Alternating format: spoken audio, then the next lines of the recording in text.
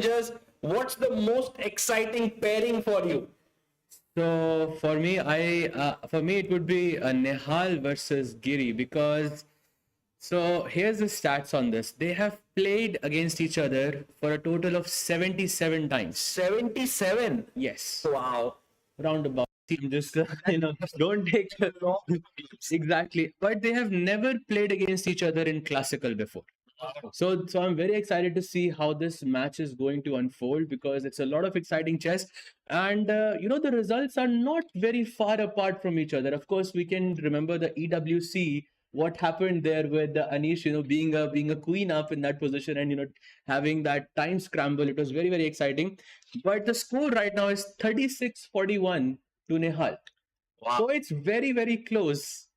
So that would be the most exciting match for me. What is the most exciting match for you? Yeah, I was also going to say this one is very interesting because Nihal and Anish, two very strong players. I would give a small edge to Anish Giri because it's classical chess, it's over the board, it's not online chess. Um, but in the challengers, there's one game that is my favorite that I'm going to look forward to. It's Adiban versus Vaishali. That's going to be a clash of generations in some ways. What do you say? Yeah, it's going to be an insane matchup. And any chances for B3 though? I think that's the first question. Adiban is white today. Yeah. Yesterday he did play the Benko Gambit, so he's here for the fight. I saw him at the lunch. He was eating in a way that he wanted to go for the kill. Who is B3 today? Yeah, it could happen. Yeah, but Vaishali would have spent half the preparation time preparing for B3. So I think maybe AD can spring a surprise, maybe reverse psychology. Yeah, you don't think I'll play it, so I'll play it. Maybe Vaishali plays B6. Some reverse psychology there. And on our screen, we now have Harika here, who's playing for the first time ever in Chennai with her daughter also being present here. It's a very interesting dynamic because I was talking to Harika yesterday, who lost her first game against Dipta and Ghosh. I said, how are you feeling? Generally chess players feel very, very bad after losing. And she was like, the moment I entered the room, Hanvika was there, her daughter, and she was so cool, she was so calm. She's just 2 years old. And I think that really lightened her up. I think it's a very interesting event for Harika to follow, whether she'll do well here in this relaxed atmosphere. Will that bring out the best in her? Will be nice to see. So Harika has played so far just once with Indian in the MPL Indian Chess Tour. Not a classical game though, so it would be very, very exciting to see how this match goes for her as well. It was a draw. Draw. Yes. Yes, Indian versus Harika, and they have Indian coming in, guys. He is on fire recently. He's playing really well. He won the Dole Open. Before that, also, he's won a couple of titles this year. So, playing really well. Yeah, but you know what? We discussed that Nihal and Anish's game is super crazy. I have my eyes set on that Jordan against Arjun match because I think Arjun still, with the rating of 2780 now, must be thinking, can I inch closer to that world number 2 spot? And Arjun, I think, will not back down. I would expect him to push for a win, even with the black piece. You can see him there. He's not thinking about a draw or a quick game. He's thinking, how can I grind a very, very long game against Jordan here? Yeah, yesterday Jordan was this close to beating with it, and then it turned out in the end, it ended in a draw. So he would definitely be wanting. So, how many Arjun fans in the house? Some of you shouted out, right? Can you make some noise? Let's go. Nice. Arjun fans here. Arjun is maybe looking for a lot of wins, right? As Sahil Bhai said, to reach that magical number of 2,800 in this tournament. He's 20 points away. I think it's possible.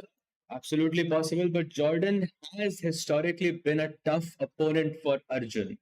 One more time, they have played against each other 12 times in total, and the score has actually favored Jordan, even in classical.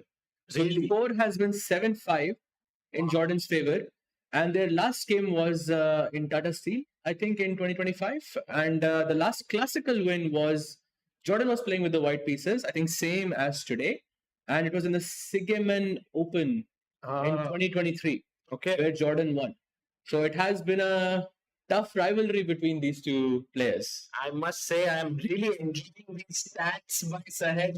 He's working very hard to bring this up. And it also gives us perspective on the encounter. You know, what can we expect here? What has been the historical background between these two players? And you know, history repeats itself is a common term we hear in chess. It's absolutely true. You have that backlog of emotions from your last encounter against a certain player. And if you've lost a bunch of games in the past, it can kind of force you to make emotional decisions and lose again.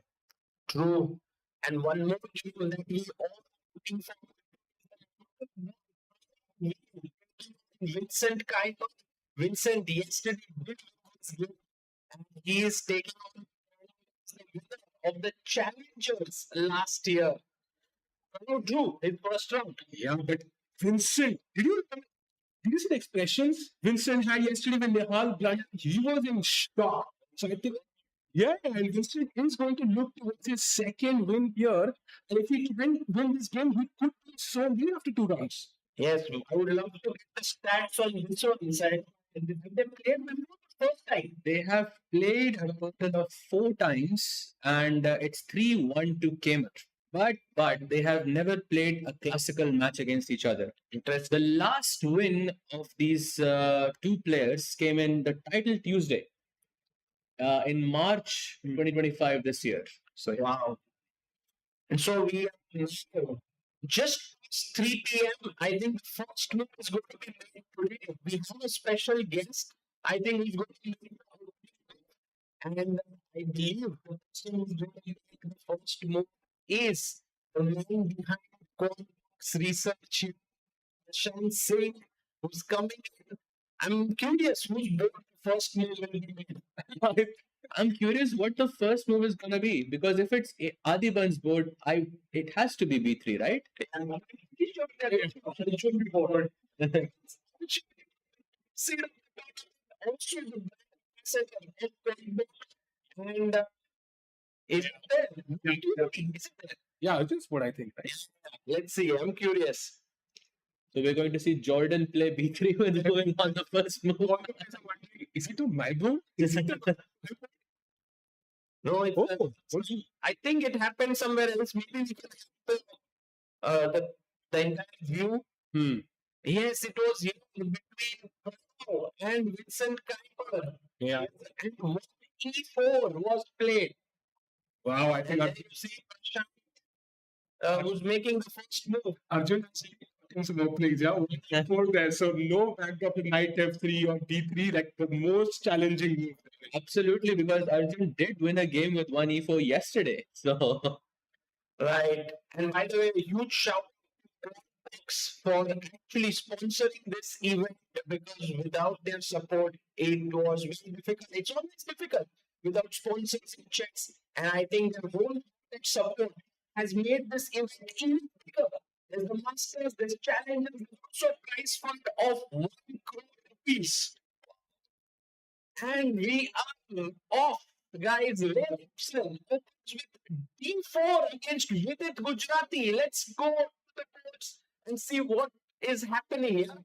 The first question is, how is Vidit feeling after yesterday's game? I think it was a tipsy game. He got kind of unprepared in the opening, right? You don't want to do it again. He also has the black pieces today. So what Vidit wants is a solid opening today. No hanky-panky, no crazy lines. And he would love to drag this into a strategic game. Yes, maybe D4, knight F6 with is like this very soft queen's gambit.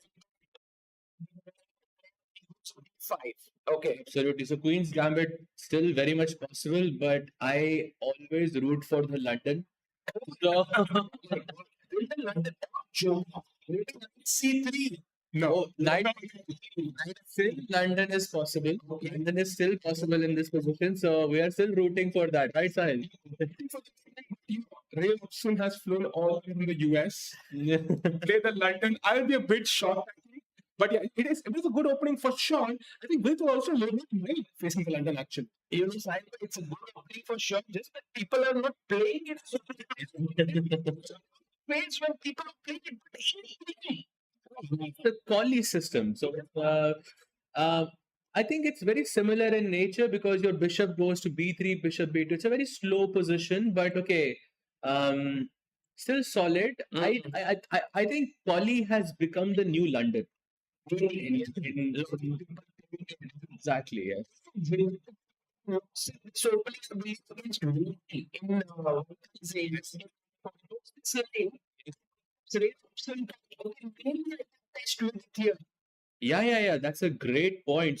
So with its next move is going to be very crucial here because you can play many different moves here. You can play c5, you can play e6, or you can play my favorite. I actually had a game in this very recently where you can play g6. G6 is your favorite, yeah? I like it because it's the most dynamic. Because I feel Poly is a very solid opening, and your opponent comes with a certain mindset to play this stable position, and g6 maybe throws you off a bit. Nice. Very interesting. Okay, should we turn our attention to Arjun Erigaisi now, Sahil? Absolutely. Let's go to that game because you're wondering about G6. Sahaj, I think your wishes are coming true. G6 and G3 both on the board. It started with knight F3 and both the players have featured on their bishops. Not this line. This line has full symmetry, 100% symmetry. Then all will play C4, they will play C6, then they will take on D5. Absolutely. That c4 c6 line is very symmetrical, Sahilva. You're 100% right, but there is a very interesting line in this variation for black. So you can play castle, that doesn't change anything. Castle, yeah, he castles it. C4 very light. Okay, I think the king stopped on F8 for a second and my heartbeat also stopped. So, okay. So white plays c4 here, and what I really like is b takes c4. And if white plays knight to a3, which is a normal way to recapture the pawn on c4, black plays a5. A5? I think C3 is the move then. C3 is the move. Oh, he goes with your line. He goes for the solid system here. No space in the center given to Jordan. I will go like Grunfeld and Slav combined with each other. But now Jordan will definitely have a new idea up his sleeve because that's what Jordan and Forest is all about. He's not this guy who kind of banks on 20 moves of theory. He comes with a new idea somewhere very quickly. Yes, absolutely. So the main variation here is b3 and then takes and knight e5. I think those are two crucial ideas. Okay, there are many more, I think, apart from that. b3, queen a4 stuff. Yeah. Normally, you just take on c4 and then you just transpose all together. But yes, you are 100% right. By the way, I think while he's thinking, maybe we should turn our attention to Nihal versus Anish because Nihal has done something very cool already. Which is? He has gone for the close Sicilian. Oh, so this is something we very rarely see at the top level. Clearly, Nihal in some preparation already. But looks like Anish is not budging. Anish is playing super quickly, and it seems like he's still very much in prep. Yeah, I mean, he has 2 extra minutes on the clock, and he's not even sitting at the board, so he's kind of showing a clear signal. Your preparation has not worked for me, at least. Yeah, absolutely. So close Sicilian. Yeah, so close Sicilian for the audience here. Close Sicilian means when white does not play the move d4.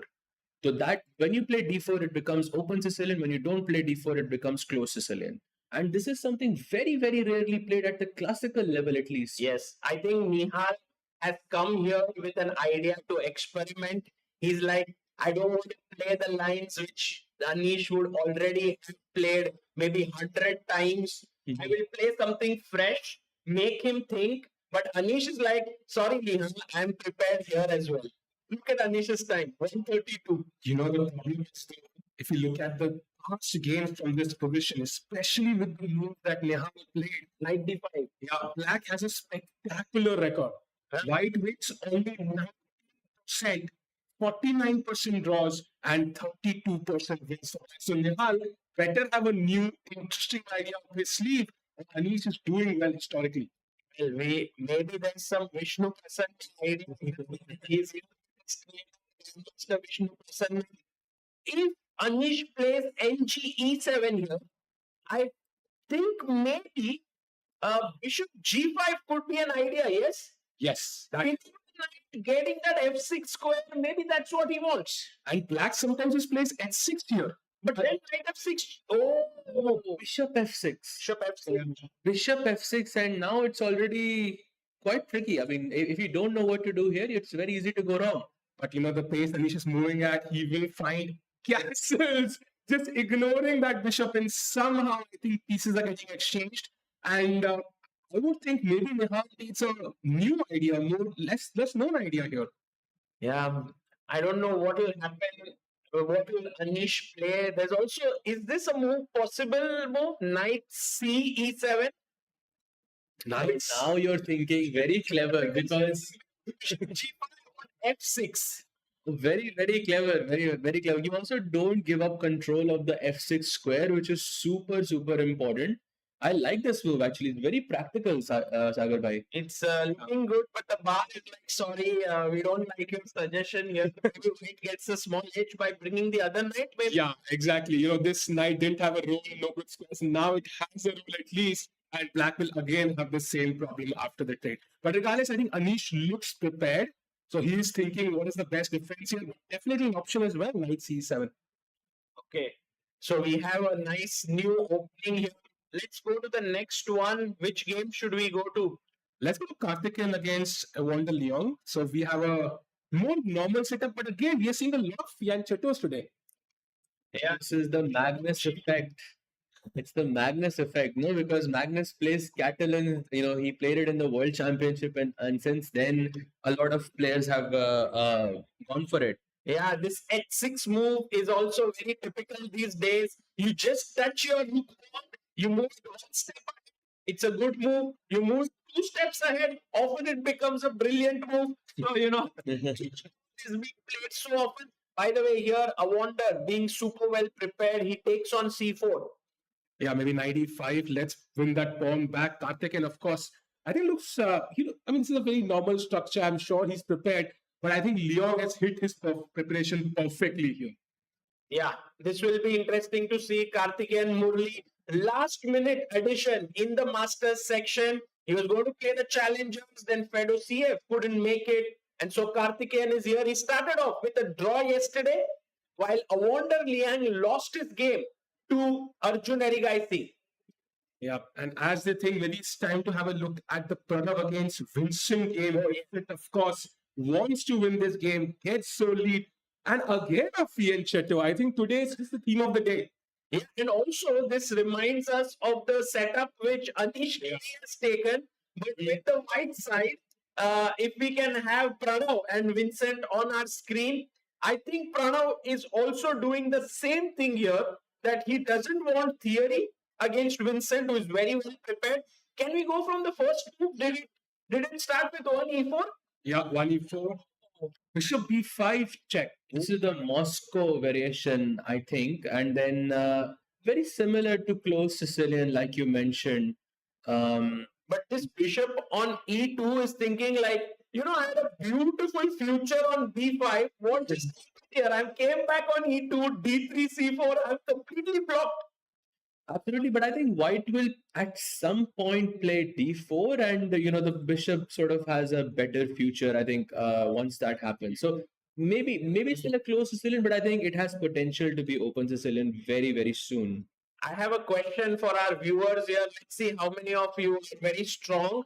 If black castles and then white plays d4, pawn takes, knight takes, what is this structure called for white? Does anyone know here? The pawns on e4 and c4. What do you call it? Yes, you can shout out.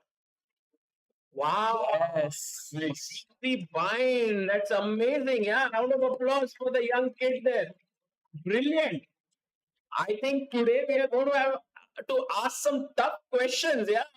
The viewers are very strong. Absolutely. I'm very, very impressed with that. Yeah. Let's see, guys. I'll throw a tough question. Let's have it. Math, of course, like, I don't think I do that. Later. Yeah, to be honest, I think we might see one of these players someday playing the Chennai Grand Masters 5 years from now, 10 years from now, and this might be the an initiation point for their journey. Who knows? True. I remember Vidit once saying that he was like 10 years old and he went to Hyderabad to see the World Cup that was happening in India. And that is the first time he saw Vishy Anand, and that really inspired him. So I guess it might be the same story for many of you here. You'll go inside, you will see some top player, and that will inspire you. Meanwhile, I think in the Nihal game, we've seen that move, 97. So maybe Bishop G5 could happen any moment now. Nihal Sarin thinking about it. He's not even looking at the board, which he rarely does. Yeah, Nihal doesn't need the board. Why does he need the board? Yeah, the board is in his head. He's all the time calculating, looking up at the ceiling. It reminds me a bit of Vaishali Ivanchuk. He also never looks at the board. He's looking somewhere else. But he's calculating. And what are the chances Bishop G5 happens here? Yeah, so Anish thought for about 6 minutes before he played Knight G7, which makes me think that Nihal is ready for that fight. But I think maybe Anish is kind of out of prep. What do you think, Sagar bhai? I don't know if he's out of prep here, because I'm pretty sure that 6 minutes is a difficult time to be sure. Sometimes 6 minutes are used to recollect your theory. Correct. That you have prepared. But it could very well be that he doesn't remember it, or he has never studied it. Let's see. That's what Nihal wants. Nihal wants that Anish is out of his prep. Yeah, and also Nihal played that move in style. Yeah, put the bishop with some momentum, almost threw it on G5. So he's feeling some energy in his play. But I think Anish, so far what we have seen, I agree with you, Sagar. I think he is kind of recalling his prep. He knows what's happening in the position. Also, let's address that a very simple move here, like short castle, can be very deadly for Anish here. Right? Why? Because white has this knight to f6 check. Okay. Black moves the king. And now you have queen d2, very important prophylactic move. Stopping at 6. Huh? Exactly. You stop h6 ideas and then you throw h4, h5. And suddenly Anish is in trouble. In fact, Sahaj, if you play h6, apparently the best move is h4. They say you want to take it, you can take it. Yeah, you're free to grab it. So cool. That's so cool.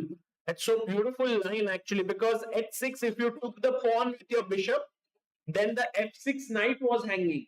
And now h4, you cannot take the bishop. It's a beautiful mate. Wow. It's very, very cool indeed. If this is going to happen, we are going to have a lot of fun here. Did we see all the games in the Masters? We did see Karthik, a wonder. We saw Van Forest, Arjun. Maybe Van Forest, Arjun, we should look at it in more depth, yes? Yes, let's go and look at it, because the position is still very symmetrical, like you predicted.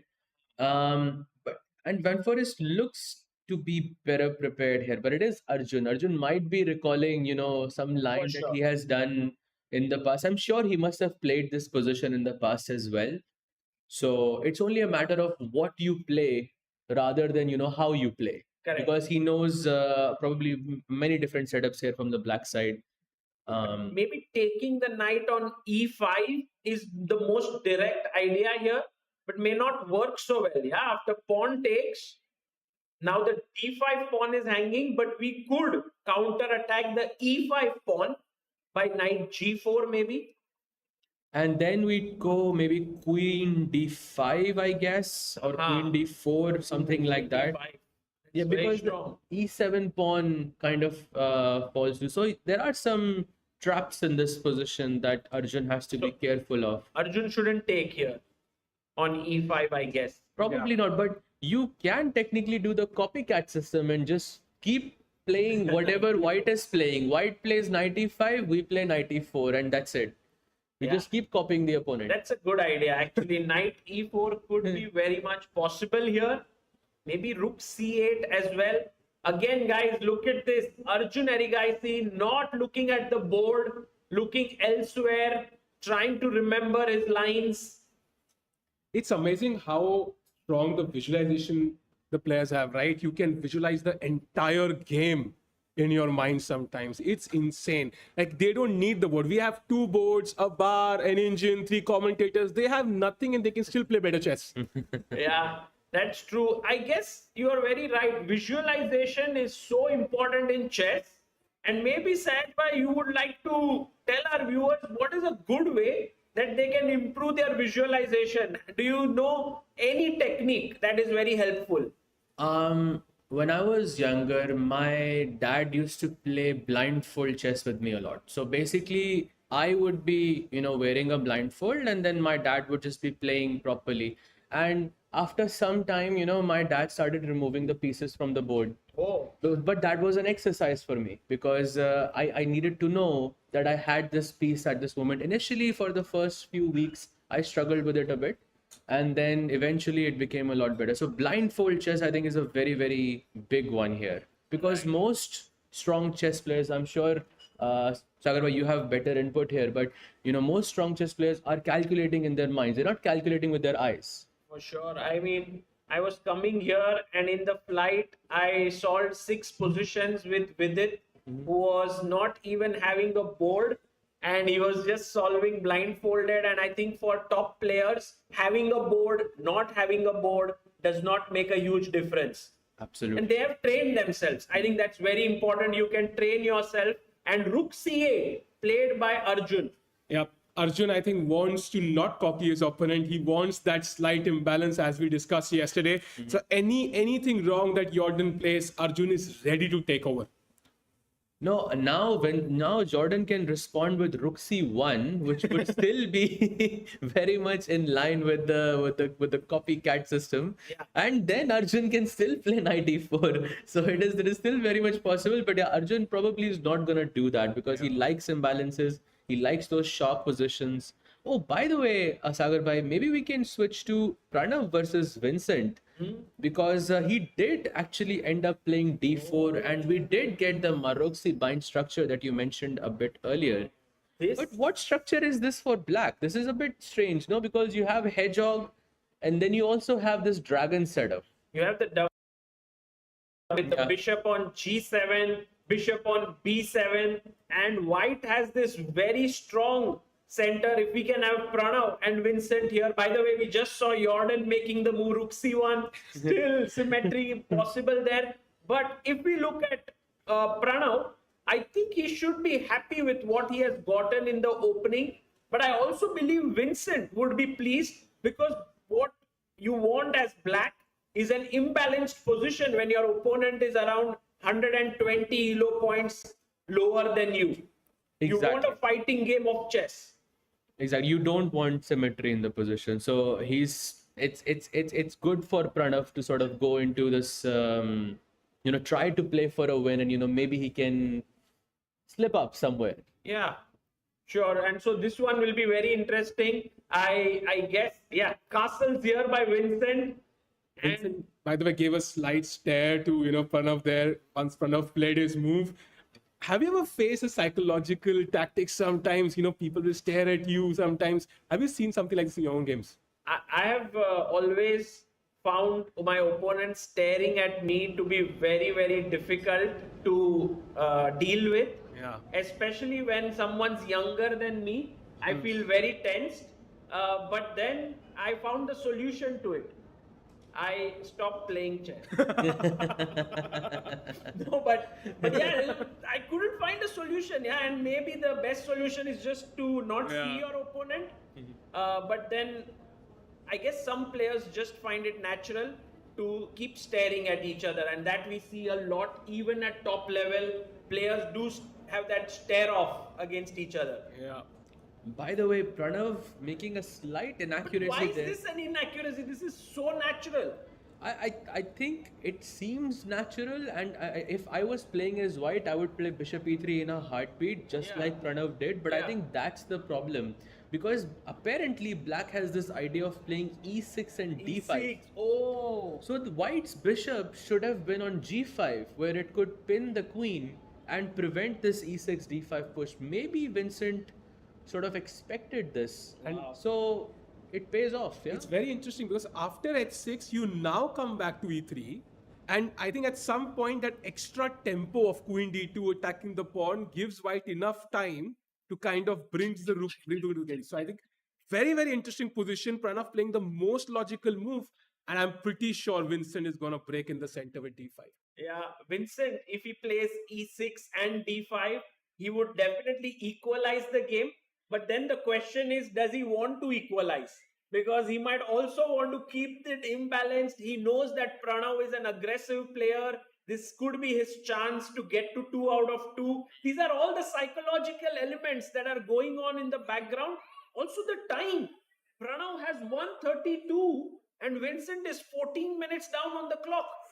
Oh, maybe he should have spent a bit more time on that move. I think Bishop E3, you can sometimes feel the momentum in your way. And I think Vincent is going to have a slight think here yet again.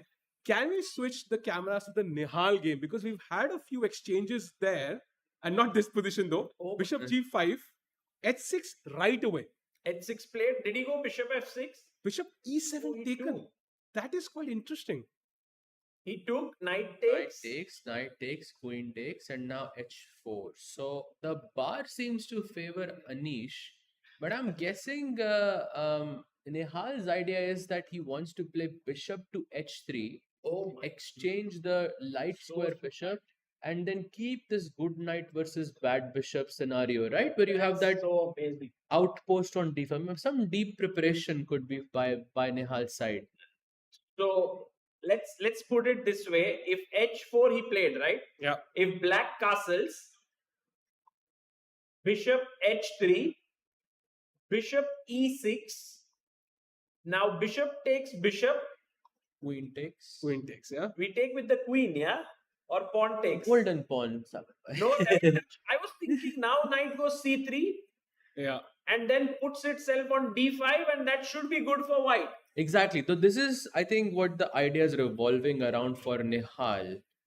So that's why I wanted to take with the pawn on e6 to cover the d5 square for the knight to not come there. But maybe my bishop on g7 still is very ugly. So we have a difficult question for the viewers right now. Okay. What is the best move in this position for white? It is absolutely insane. Really? If It is Nihal finds this, I'll be shocked. I will be shocked if anyone says this. Yes. We also have very strong players here, GMs here, WIMs, many strong viewers. Guys, what should white play? Go for it. Castles. Is a good move, but there is a better one on the board. But it's a very crazy move. So think about your queen. How does your queen want to get activity in this position? Where do you want to put your queen? I want to put my queen on the king side. Yeah, g4. Exactly. Oh, is it knight g1? Yes. Way. Well done. No Nice. way. But it's an insane move, I think.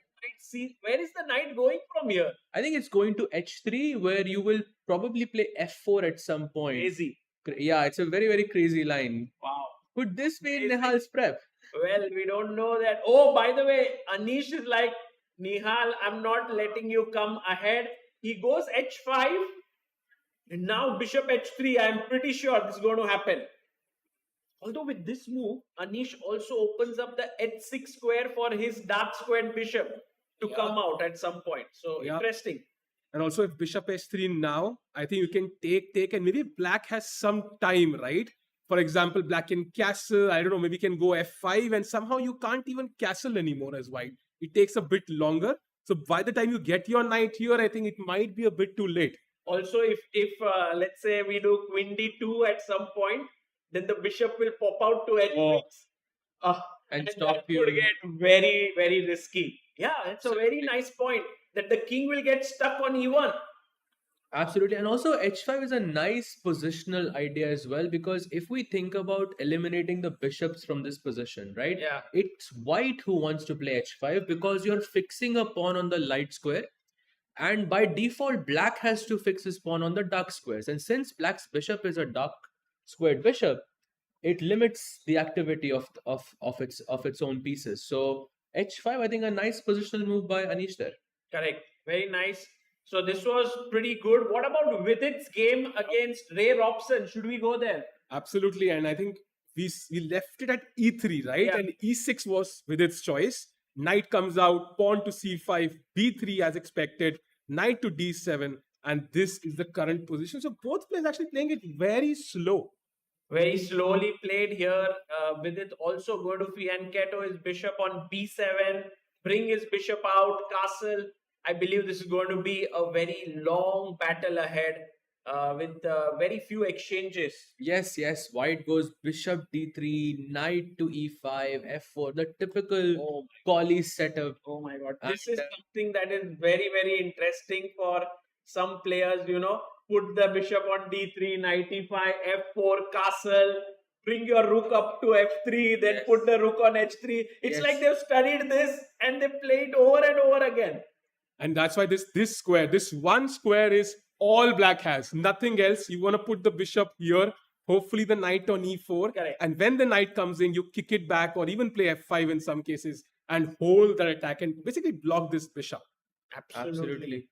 By the way, I do want to quickly go to Pranav versus Vincent again because he did play the move e6 in this position. So he did play the best move. And I think d5 is incoming. And according to the bar, at least d5 is a better. It's D5 already is the better for best black. move, Yeah, it's already better for black. Better or you think equal? Because Must be imagine equal. that black goes now d5, pawn takes, pawn takes, pawn takes, knight takes, knight takes, bishop takes. Do you think like this is just very even, or is there something that black can say, that's very interesting for me?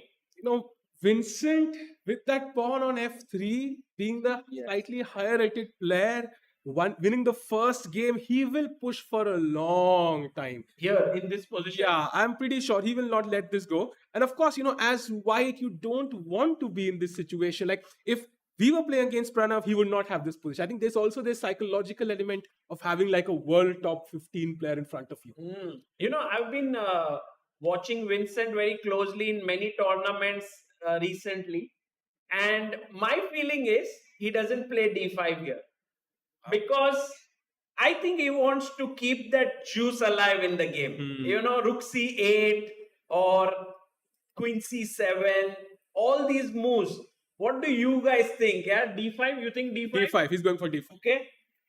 I do agree with you in that sense because d5 feels it simplifies the position a bit too much. And also looking at Pranav's time, he's still an hour and 30 minutes, still on the clock, and it feels like he's still in prep. So that's another factor that if my opponent is in prep, I don't want to make the most direct move on the board. So he won't go. I don't think He so. will go. I think he will keep the tension in the board and save d5 for for the next one. A move like rook e8 also seems quite nice. Rook e8 with the idea later to look at e3 bishop. Yes, rook takes e3 on the horizon somewhere. That can be quite interesting.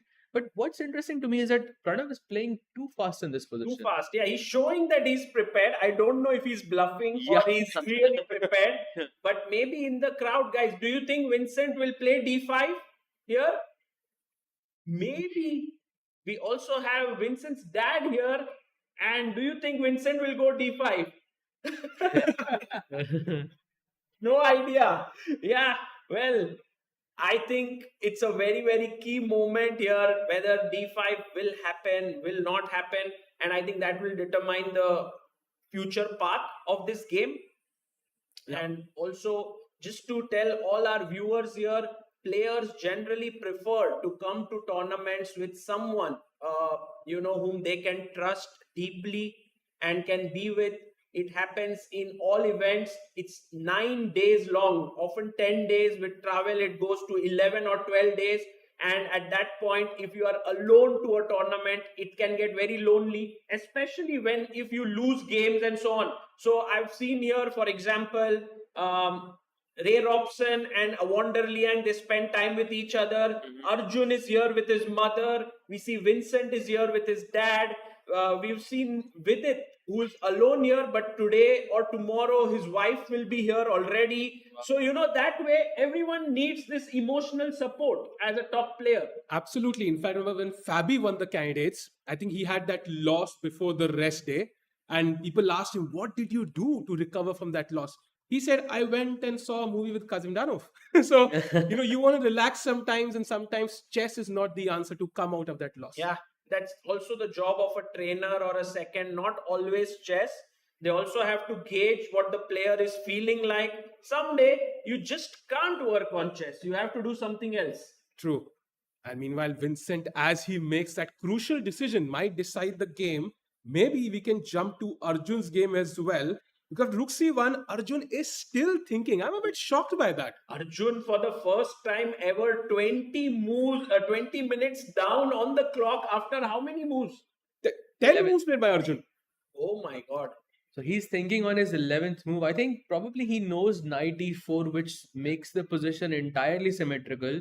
But it's not Arjun like. Yeah, he likes messy positions. He likes imbalanced situations. We know that.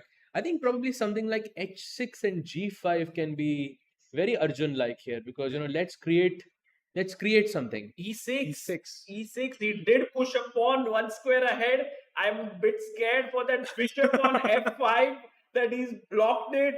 It's a question mark move for the engine. Arjun gets up. 20 minutes down. Oh my God, what is this? Is it a mistake? I think this emote should be replaced by an Arjun emote, yeah, because this is typically what he does. Always like the second, the third, the fourth preferred move of the engine, something that gives his opponent a chance to change the character, and then he hopes he'll get a chance to strike back. No, but if this is a mistake, yeah. then maybe Jordan is like, I have got Arjun where I wanted him to be. Like, take him to an equal position, and then Arjun will be like uncomfortable because he doesn't want to draw, and then he will try too hard, perhaps. Do you think that's what has happened? It could be. I mean, but Arjun tries, every single game, and yes, you can use that against him. And judging by the time, it could very well be the case. But I'm still gonna say that Arjun looks comfortable, at least in situations like that. It should be a good move for white here. H3. H3 can be good. Yes, H3 is a good move. G4 to trap the bishop. And H5, for black or what?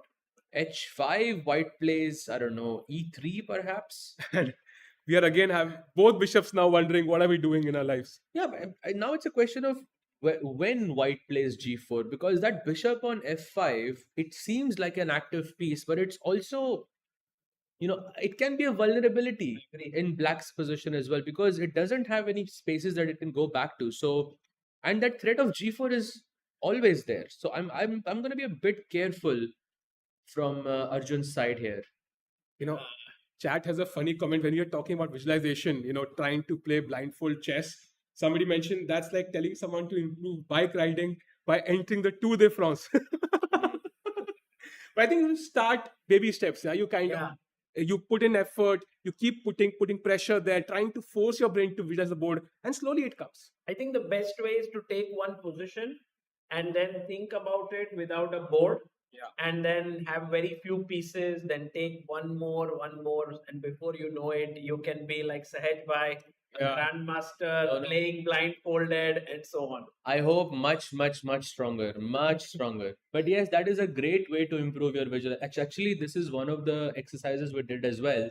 That you have an end game position with very few pieces on the board. You look at it for 10 seconds.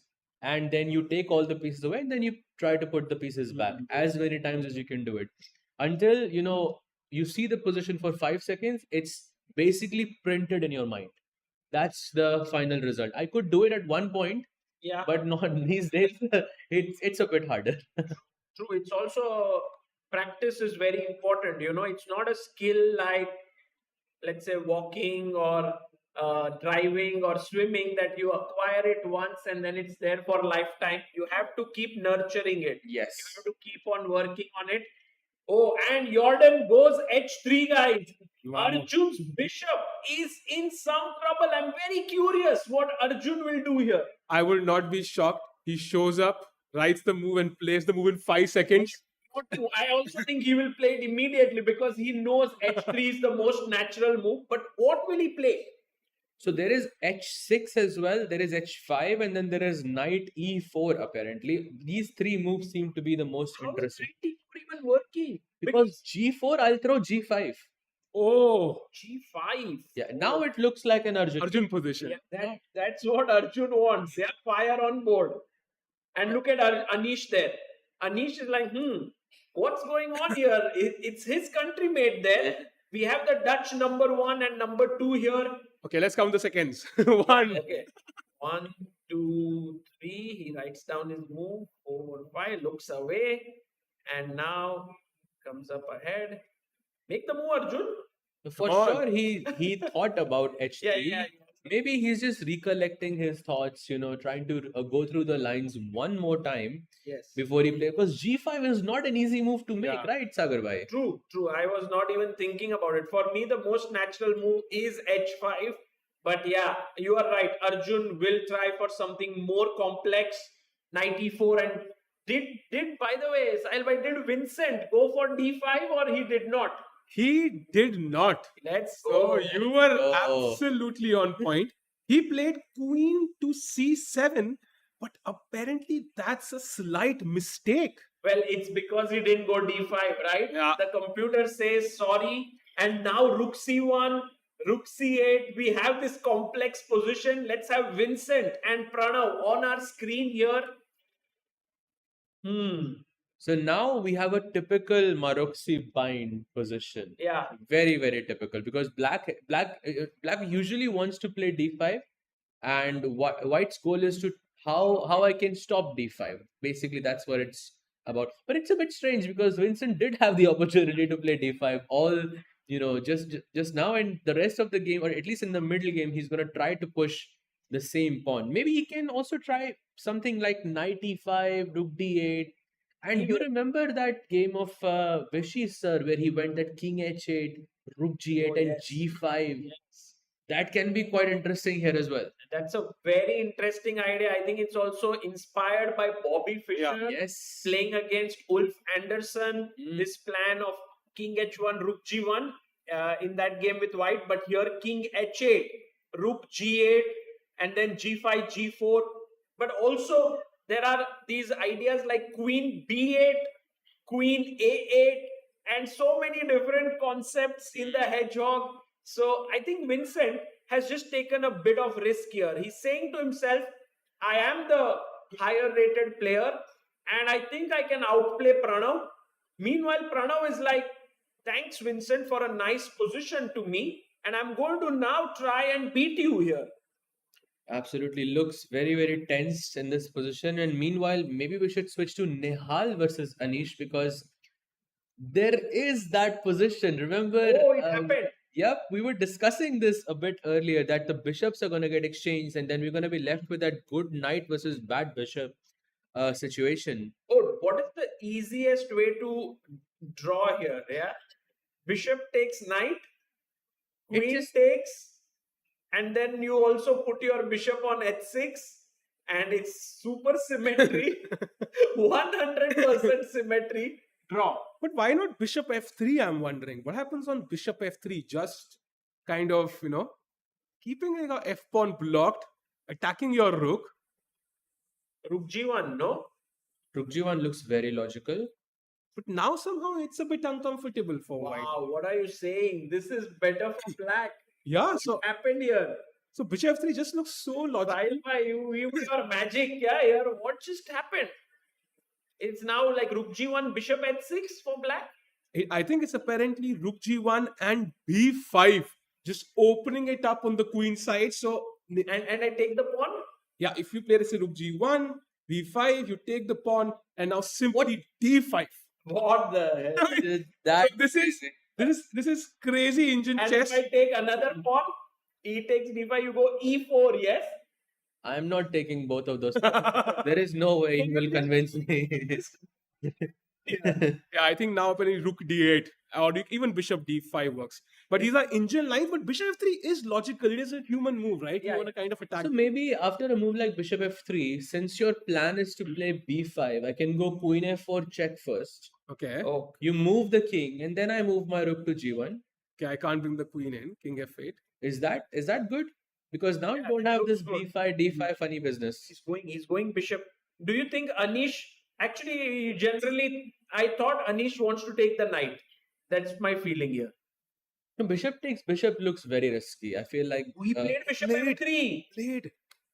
nice. Wow. Guys, if what Sahil just showed, rook g1, b5 happens here, that would be insane. But at the same time, what Sahed said, first a check, makes a lot of sense because black has to break the castling rights. And Yeah, and also to prevent b5, and then we just move the rook, and still it feels like Anish is suffering here a bit because on the dark square, especially the d5 square, it looks a bit risky. You think Anish is suffering? Wow. Very interesting. Okay. yeah, I'm not sure actually. Because somehow with the king on e1, I'm a bit nervous for white as well. And in this current position, in the check. second played. Wow. Wow. Nihal Sarin here showing his class. Check. King f8, of course. Don't want to go to d8. Yeah. And Anish now we also- move the rook either to g1 or to h2. Does it matter where? I'm not sure. Optically, g1 looks a bit better. h2 looks like has no Thing squares. is, I want the option of knight g1. Oh, Kick the bishop. wow. That's why I like rook h2 a bit more. Because that will force you to go bishop g4, and then again we're back into the same position where it's good knight versus bad bishop. So maybe rook h2 in this position, and I don't know. I like this position for Nihal way more. Very interesting. Yeah. Could be that this is matter of taste here, but Could be. we'll see how this goes on. I like this game a lot for the strategic aspect of it. You know, which pieces to trade, which to keep on the board, what pawn structure to take, all of these deep questions. Should we shift our attention to the challengers section and look at this game, which I had a very big interest in, Adiban versus Vaishali, the clash of generations, two Chennai lads here against each other, Chennai players. Okay, we have Vaishali there. And we can So we see have the Gruntfield defense. Okay, it's very, very typical with bishop b5 check. Looks like Adiban is in preparation more, if I am not mistaken. But I really want to discuss this final move that he played h4. So this is AD, yeah? This is Adiban. This is Adiban just showing. Yeah, let's go for it with that h5 push. Maybe you can take on g6, open up the h file, get the queen via g4 to h4, something like that. Or in the plan B can be here to play h5 and h6 and keep that pawn on h6 long term. I like Adiban's chances here. Also, the knight can jump in the center to d4 for white. Looks good, no, for AD? Looks very, very good. there's a move that the computer really loves here, which is risky. And it says black is absolutely fine after the only move f5. No, we are touching the golden ball. It I is- don't like it. But I don't in like- the Grunfeld, pushing f5 is a common idea. True. But f5, what if I take the pawn, Sahil bhai? Yeah, you take with the g pawn, and somehow I think rook f7 and keeping it solid. And d5 pawn is become a bit Yeah. weak there. Although I must say, after knight f4, h6 traps the bishop. But bishop h6, What? queen h5 in the next move. Is it nothing? Oh my Now? god. Queen h5 is bad. Yeah, the knight. Oh wait, we can take bishop f4, queen g6. Yeah. I was hoping some ideas there, but yeah, nothing. Oh, but there is bishop takes f5. Which one? Bishop h6, bishop h6, and bishop takes f5. Sure. f5. What the hell? Oh, rook Wow. f5, queen g4. Yes, rook f5, queen g4, and if bishop f4, still queen g4. Wow. Okay, maybe bishop f5 is such a nice move, and Sahed just like mentioning that And it's so tempting. AD might realize it's worse and still go for it. Yeah. Yeah. But Absolutely. for that, Vaishali has to first play Yeah. F5. True. I'm pretty doubtful of that fact whether that will happen or not. Maybe what's the more human way? I think A5 with the idea of B4 could be another way. Can we go directly B4? Oh, that looks bad, right? B4, I just take it. Yeah. Even after something like A5 and B4, I was thinking to just go C takes B4 and give you the rook, because Yes. that's also another very common theme in the Grand Prix, Exactly. right? To give up the A rook. H5. Yeah, go H5. Yeah, just go H5, B4, you just take it, and then Queen A1, and then you have that control over the dark squares, and the king side becomes a bit weak, and AD loves these positions. Right. So Nice. Okay, guys, she plays Queen D7. Vaishali, but now H5. Or maybe AD has a better move, yeah? Knight G3 or what? I would pick a Knight- knight on E2 maybe, having both options. I like the I option don't of- like Knight G3. Yeah. Pawn is also hanging. Okay, Knight D4 here. Yeah, maybe knight D4, maybe H5, yeah, continuing on your plan as you mentioned. Wow. It's very logical. I like H5 a lot in this position actually. So yeah, good. F5 not pushed, and by the way, even after a move like H5, Black still has to find F5. So Vaishali in some trouble in this position for sure. I think, in a way, I would say when Vaishali was growing up and was a very little kid, Adiban was someone who, used to motivate her. And now at this point, both have become grandmasters. Both are facing each other at the Chennai Grand Masters in the Challengers sections. It's such a nice feeling to see them against each other. Yeah. And regardless of the result, I think Adiban will be proud, yeah? Yes. And I think maybe as we look at the challenges, maybe it's the right opportunity to take a very short break, and we'll be back on the other side.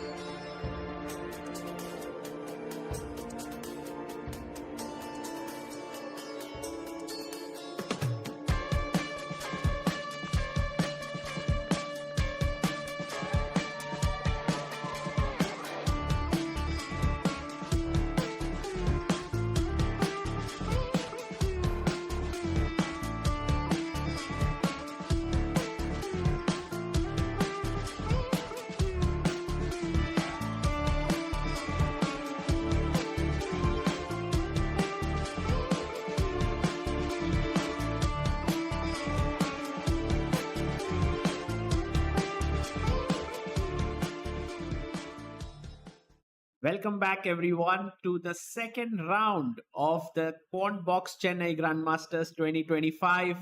We had a small break. On the other side, we are joined by Sahaj Grover and Kincho Tot. Hello. Yes, hello everyone. Thank you so much for having me once again, and welcome to our audience here at the venue. We have a lot of young fans today, of course, next to the regular audience as well. So, I think let's maybe jump to the games. But yeah, very very nice to see everyone here. Sagar bhai, maybe we should start with the challengers games first, and then we should switch to the Masters section. Yes, let's go to Adiban versus Vaishali, the game that we were looking at. Sahaj, you have some very interesting stats about this game. They have played with each other before. Oh yes, I actually.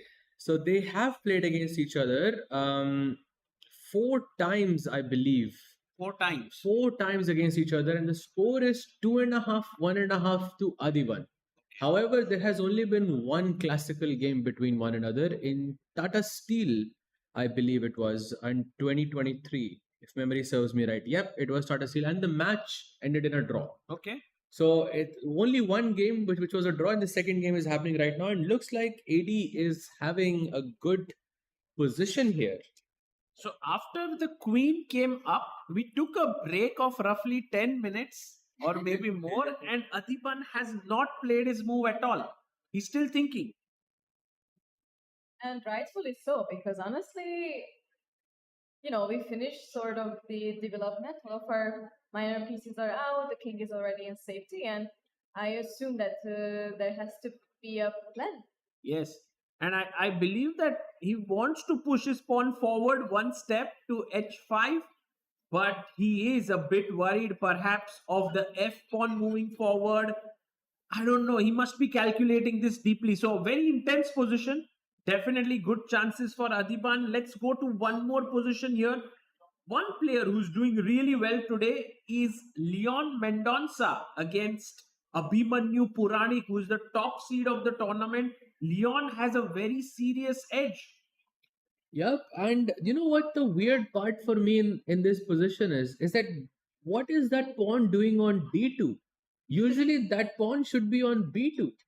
And that is a normal, I think, Sveshnikov position. I think we've seen similar situations in Caruana Carlson match, right? I think we had very similar situations there. But that pawn on d2 is so strange. But apparently it's quite good because at some point you can throw d4 Right.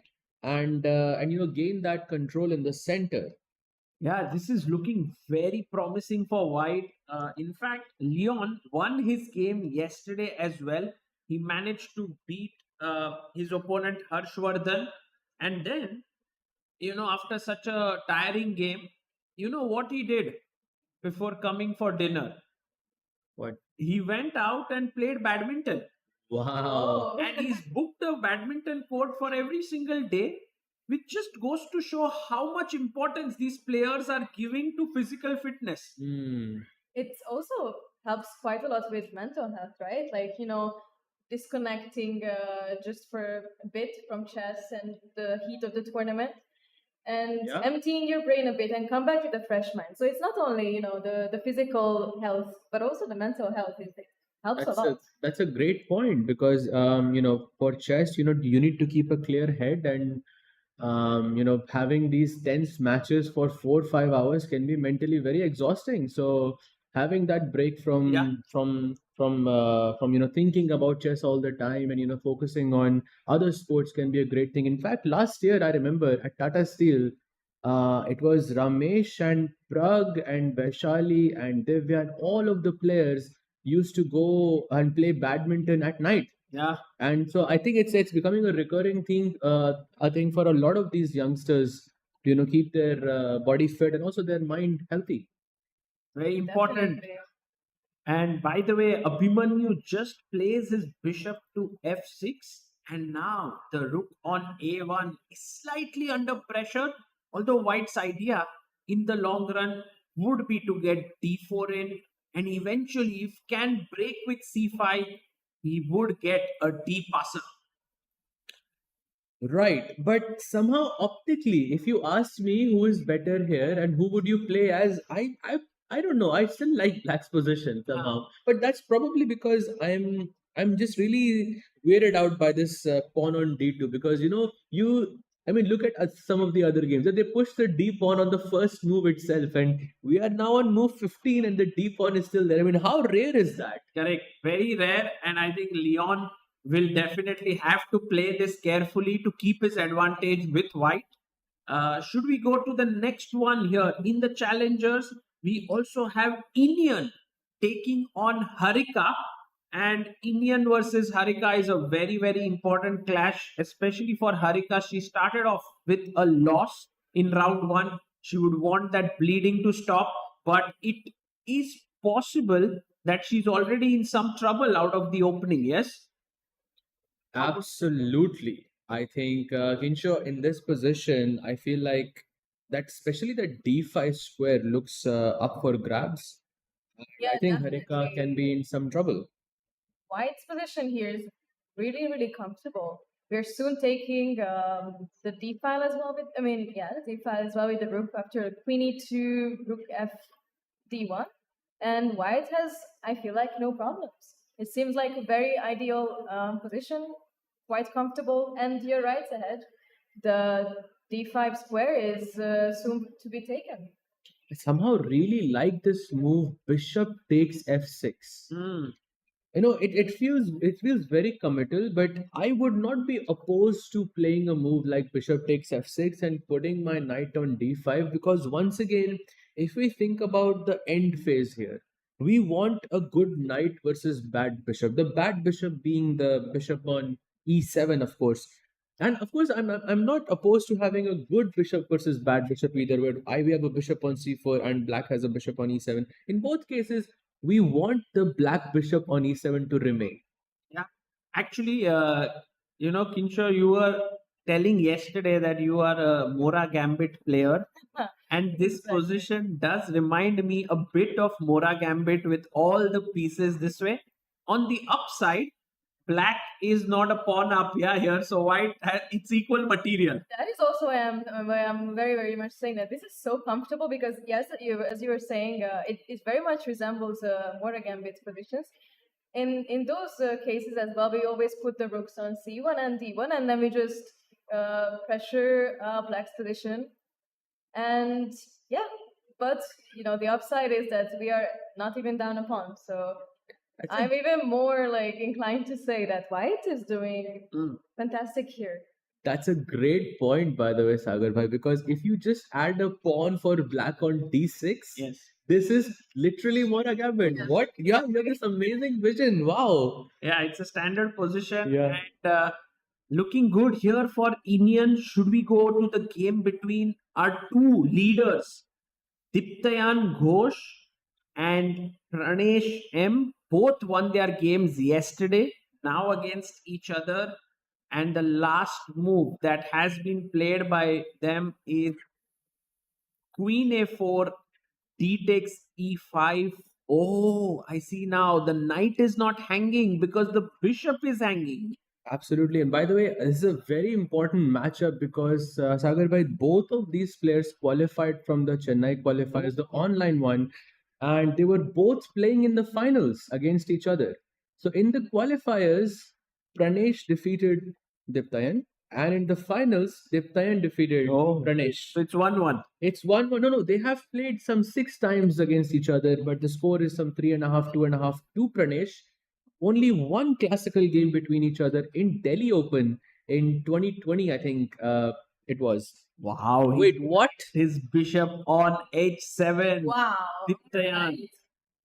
Okay, Because so what's the idea here? Because I would immediately think even knight takes could work here. yeah, knight takes, and then just queen takes pawn, queen takes knight, and Diptayan is saying, I'm a pawn up here, and I have a very good position. Yeah, I think it's a very good position, but I think Pranesh has to find counterplay really, really quickly. Not easy, yeah. Definitely I mean, not easy. I feel like this is looking really good for Diptan. Although the engines are saying, hey, this is not a great move, bishop takes pawn. But I mean, if you take with the king here and I take your knight, you just a plain pawn down. Absolutely. Aren't there some ideas with, it might be a bit crazy, but some rook h8 and maybe putting some pressure on the h file would be my guess Very as interesting. of how to. Kincho is definitely a Mora Gambit player, yeah. She's going for a mating attack here. But yeah, you have to make do with whatever you have, right? Yeah, Like you are a pawn down, you have the open H file, go for it. But I do think that Diptayan right now has the practical edge in the game. The one game that we haven't looked yet is the game between Harshvardhan and the city mate of Sahaj here, Aryan Chopra. What do you think, guys? Here, White seems to have gotten into the black camp with the rook. Yep. That pawn on d5 is probably a slight, maybe it's a bit too advanced for my taste. I would have liked that pawn to be on e4 and keep that square for a piece. But since that pawn is already there, I think maybe Aryan is a bit more comfortable here. Although it's a bit early to say. But if I had to choose which color to be, I would choose black here, I think, because our pawn structure, they say a very famous chess player once said, the pawns are the soul of chess. So, and I like having an intact pawn structure in this position. Kincho, what do you think? Would you take black here or would you take white here? It's not that easy of a question, honestly, because I do see some ideas maybe with bishop g5 at some point. In this very moment, I do think that black is comfortable, but at the same time, we cannot miss the fact that white already has a rook on the 7th rank, which we know is always super strong. Yeah. So I'm feeling like maybe black seems to be doing okay, but long term, I would definitely choose white here, actually. Nice. Really? Mhm. And Sagar bhai, what do you think? Yeah, I also feel like this is a very balanced position. I love the fact that this pawn is now on this square for black because no white piece can come there. But at the same time, I don't like my cramped pieces as black. I want square for my knight. I can't find it anywhere. So it seems like very balanced position right now. Mhm. Very difficult to choose one. So that kind of covers all the challengers games. In fact, I think games are quite well balanced with Indian having an advantage against Harika and Leong having an advantage against Abhimanyu. Let's go to the Masters section. And should we start off with Arjun's game? Yes, because that game, it felt a bit symmetrical, but it is Arjun. So, So we, this bishop trapping idea, we were looking at it. The bishop could get trapped. So pawn was pushed to h3 by Jordan with the idea of g4. And then Arjun took, and it is a Wow. question mark move here. And you know what, guys? Jordan had to take with the pawn. That is quite interesting. I feel like usually we don't really want to take with the pawn here because of the double pawn situation, and also we're sort of blocking the bishop. So why is the case that we have to take with the pawn here? Yeah, that's a very good question because I think Arjun had prepared knight to e4 and perhaps now some very weird moves as Sahaj had actually spoken about this. If g4, then there's this move knight takes, let's say pawn takes, and it seems like the bishop is trapped here, but bishop e4, f3, and now maybe a question to our viewers here, a few of them, black to play, what do you do here? Anyone? We have a microphone there. Mhm. What, maybe if someone wants to answer, maybe we can give the mic to them. Black to play. it's a very nice You question. would like to answer? Okay. Maybe if we microphone. can give Yeah. her. G5. Wow. Mm. That's an amazing move. That's superb. Well done. Very, very well done. Good job. It's the only move in the position, by the way, and black is now completely fine. Yeah. That's a very nice move. And I think Arjun was banking on this. But actually, The engine says, well, here you take the knight with the bishop. If you take with the pawn, then g4 traps the bishop. So you take here, and now this insanely tough move, queen d2, Sahaj Bhai, Kinsho, because you stop g5, and now somehow this bishop is trapped. That is very nice to see, actually. I mean, it's it's a bit silent of a move, but at the same time, you're just tying yourself up as well. Like you're fixing all the issues in your position, and you're also like just here and there, you're threatening little things. True, true, true. Because you are preventing black from playing g5, which is how our viewer just mentioned that the bishop can escape on the g6 square. So yeah, a very tough move to find for Jordan, but he didn't find that.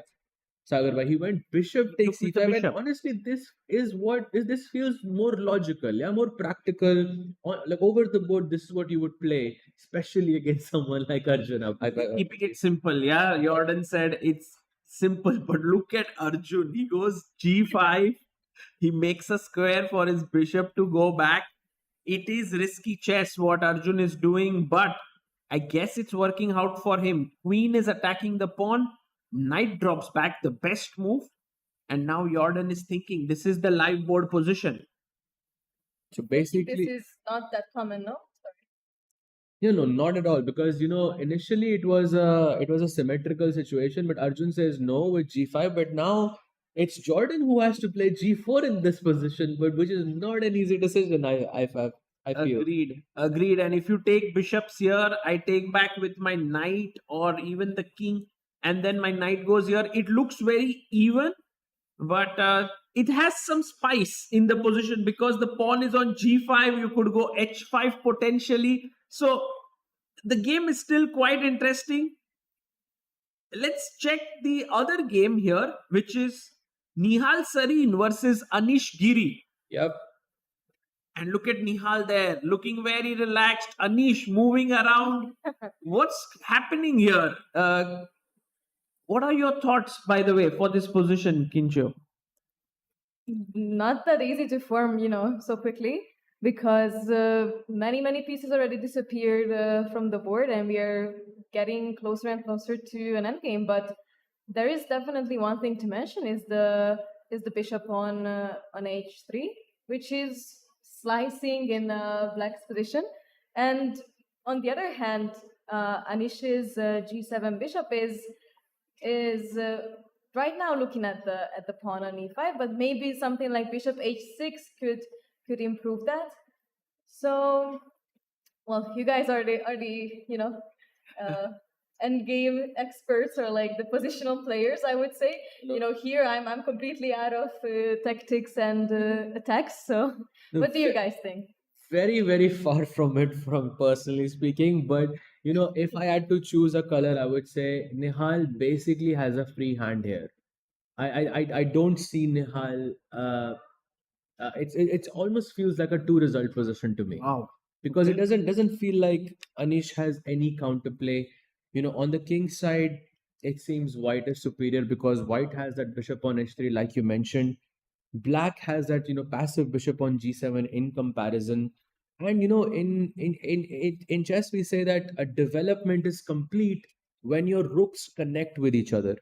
In this case, black's king on f8 is a passive piece, so you need two moves, that is bishop to h6, king to g7, in order to complete your development, and that those two moves can be a bit costly. Right. And lastly, if we look at the queen side, it is only white who can break it open, right? Black cannot play a move like b5 or d5. It is only white who at some point can play a move like b4. So I feel Nihal has all the time in the world that he can take, and he can strategize. And yeah, maybe the position is equal, but I would choose to be white. What do you think, Sagar bhai? Sahaj, what you broke down this position was so nice.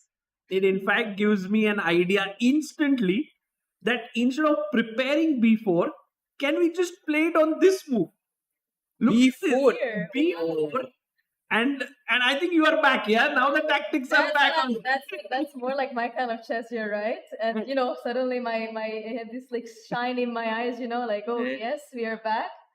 If we take with the pawn, the rook is hanging. If we take with the c pawn, a very typical idea here is to play a3, and then when you take here, I get my other rook in, and maybe all this is not needed. It's too much maybe to do all this, but it could be an idea, yeah, to break open the position. Honestly, personally, I would enjoy this position with white, definitely, because suddenly we just have so many ideas, and I feel like it also fits Nihal's playing style a bit more. He's amazing at shorter time controls, so attacking is probably what's more of his plate. Actually, Nihal is very tactical, but at the same time, he tries to play positionally and is very aware of tactics. So like he is this. These are the kinds of position he loves, because in these simple positions there are tactical opportunities. Like an ultimate nightmare, and when it comes to online chess, faster formats. But yeah, b4, it feels very much like benko, reversed benko from the white side, where you're throwing up both of these pawns, b4 and a3, and playing on the a and b files. Looks very dangerous. But personally, if I can play b4 at any point, then I'm gonna take all the time in the world. Like, I'm gonna play a3. I'm gonna bring my rook to c1, rook to c3, rook b3, because black really doesn't really have a breakthrough. This is a great plan again. Rook c1, rook c3, rook b3. Put the rook on b5, and then prepare b4. Exactly. Wow. Exactly. I mean, you might say that the king on e2 is in the center and it's a bit exposed, but since the center is really closed, the position is pretty much closed. It's not really anything to worry about, at least for the next few moves. So I think it's good. I think it's good. If Anish was white here, I would say this is the type of position that Anish is very, very good at. Grinding out that small edge. So I think Nihal is doing well. Okay. So here Nihal having 29 extra minutes and a slightly better position does look in a decent position. I mean, maybe he could even press for more. Let's head over to Ray Robson versus Vidit Gujrathi. Ray Robson, Vidit, aha. Vidit seems to be super relaxed here. He has his knight in the center of the board, and I think that really helps to limit all of White's options. True. Definitely, it almost even seems like white is in a very very tough spot as of how to continue the moving around, because suddenly the b2 pawn is also kind of stuck, and our knights are also like stuck in there. So how would you guys continue moving forwards in this situation? Yeah, I don't know. I mean, one idea that I want to do as black is play f5 and then bring That my golden rook up, pawn. Yep. Yep. touching the golden pawn. Sorry for that, Sahaj. But No, this position, it's okay. I feel like you're doing it for tactical reasons, so it's more understandable, for sure. But however, one crazy fact about this position is we are discussing all of these other games. We're approaching the end game, and most pieces are exchanged. If you check, I think a Wonders game, it's the pure opposite colored bishop endgame on the board. However, in this game, not even a pawn is exchanged. yeah, it's quite weird in that sense that the players are taking so much time. Only 13 moves have been played, but it also means that when we will go towards the middle game, the players will have less time, and we could expect a decisive result here. Hmm. A lot of excitement. Definitely, and especially with the no additional time, that's gonna be crucial times for the players. And from here, from the commentary, that's actually what we love to see. More action means more fun as well, and especially with live audience, it's even much better. So we can pass the questions and everything. So True. let's hope that we will have something fun coming out of this position. Absolutely. And Sagar, bhai, if we can just take a very quick look at Karthik versus Avander Liang, because I feel that game is about to finish. No, what is happening? It's pawn up position for Karthikeyan here.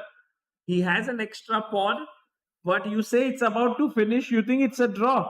I think so because we are approaching an absolute opposite colored bishop endgame. Even if white had a rook, black had a rook, this game would maybe the last one to finish because white would try so much to win here. You have a queen, you have a knight, anything that sort of removes this way to create a fortress from the black side.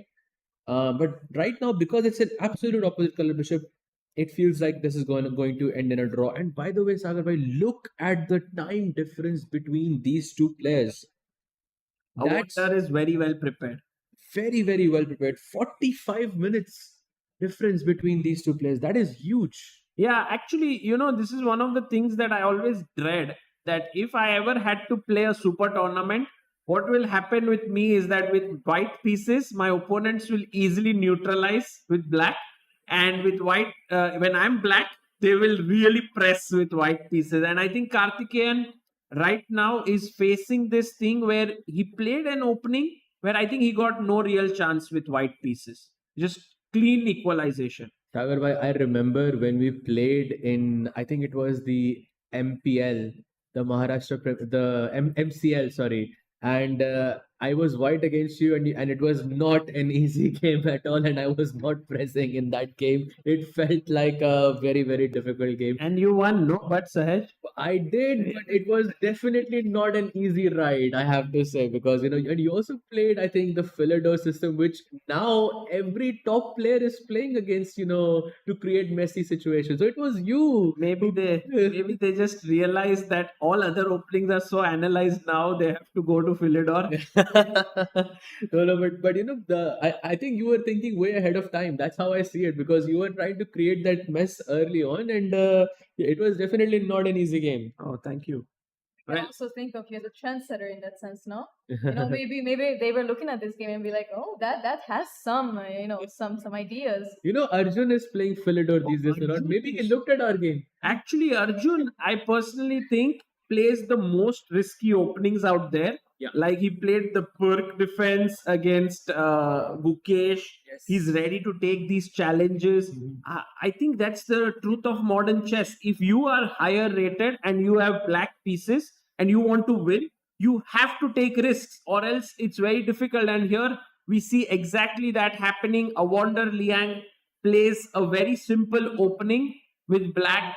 I mean, I don't know what to say here. Technically, it's a great result for black, but when you are the higher rated player, you don't want such draws. So that's the thing.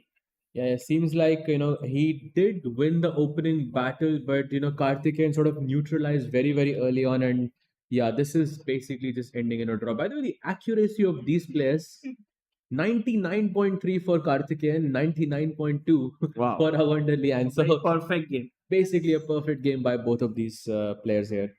Guys, should we go to the game between Pranav versus Vincent Keymer?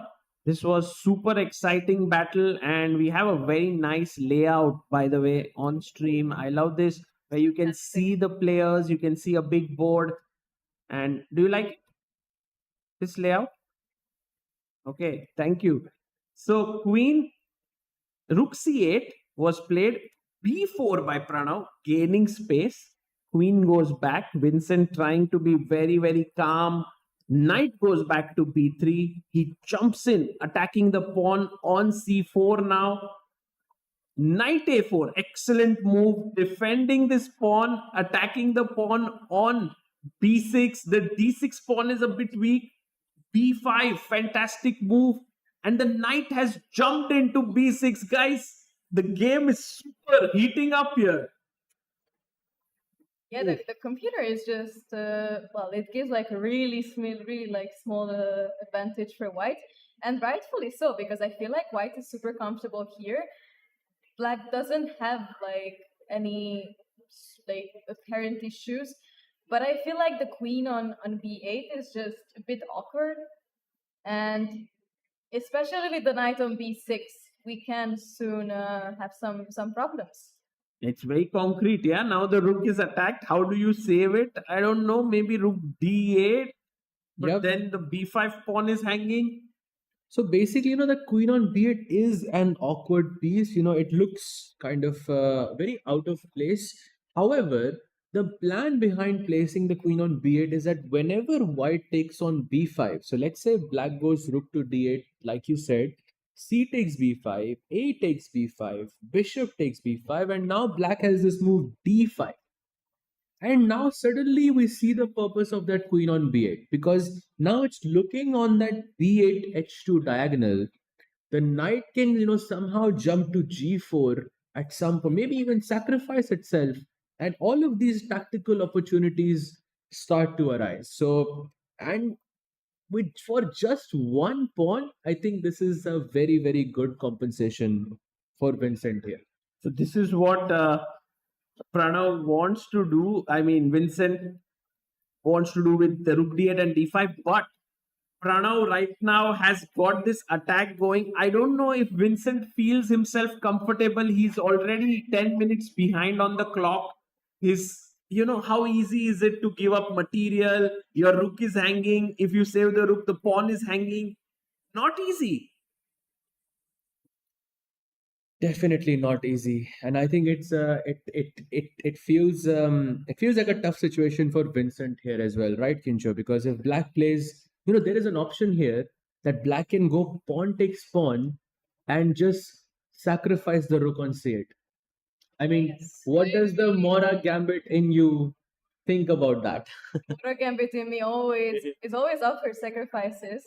So I would think it's definitely an option to take a look at. Just what we have right now on the analysis board could be actually very interesting.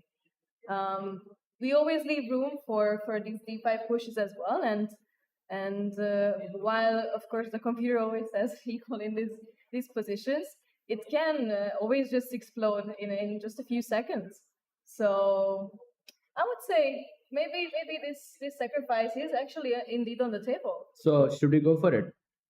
I think so. I think Vincent has to go for it. He has to give up his rook. Otherwise, Pranav might get the b5 pawn. But there are two options. This idea which Sahaj mentioned, take, and push the pawn in the center. That's one interesting move. The other one is, okay, I'll just move the rook upwards. I don't know, or take the pawn on c4. These are few options here. I think this option of pawn takes pawn has crossed Vincent's mind. Correct. I think that's why he's thinking for such a long time in this position, because once you make this decision, you cannot take it back. You have to sort of believe in that compensation in this position, which is not an easy task. Yeah, you're always wired to calculate such difficult positions. So it is pretty justified why he's thinking so much. But while he thinks, maybe we can take a look at another game, Sagar Bhai. Sorry to just interrupt, but I think we should take a look at Nihal's and Anish's game, because if we just look at it, what Saj was actually mentioning earlier is indeed sort of on the board. Oh. So we did see. Oh, By the way, guys, Nihal, Anish, we are coming here, Kinsho. B takes c4 did. He's giving up the rook in Vincent game. So Wow. okay, we are having excitement all through. Yes, but here let's go to the game of this. Rook c1 happened, and we had this. Rook c3 idea is what Saj was mentioning, and in all honesty, the king on e7 looks very, very strange. True, but at the same time, Anish wanted to connect his rooks, right? So that's why he has played king e7. But I still prefer White's position somewhat. But now I see, a breakthrough for Anish here, which I didn't see before, Sagar Bhai, and that is f5. Now I don't know how this is going to happen, but it can happen. I don't know how though. Yeah, but with the bishop here, perhaps not so easy. Yes, you bring the rook to f8, you play f5. You prepare it like properly. Queen c7, rook f8, f5, something like that. But maybe it's a bit far fetched. Yeah, Let's see if that happens here. So Nihal's position maybe having that very small edge, but it's slipping away somehow. I think he has to be careful not to slide into a minus position. Maybe a draw is very likely here. Quickly going back to this Pranav versus Vincent game, we did see pawn takes pawn happening here, and Pranav has to now take the rook. He's waiting whether to take the rook or to take this pawn on c4, which would then be an equal position coming back. I don't think Pranav will shy away from a challenge, yeah? Absolutely not. But also remember that Pranav's time was so high. Yeah. I think until move, it was 15 or so, he had an hour and 28. He was playing extremely fast. But now the time looks a bit more balanced. So means that he's evaluating this knight takes c8 or knight takes c4 business. So if he goes knight takes c8, I feel he's in for the battle. And I think this is what Vincent wants as well. But at the same time, if you go knight c4, then you balance out the position, and okay, still some still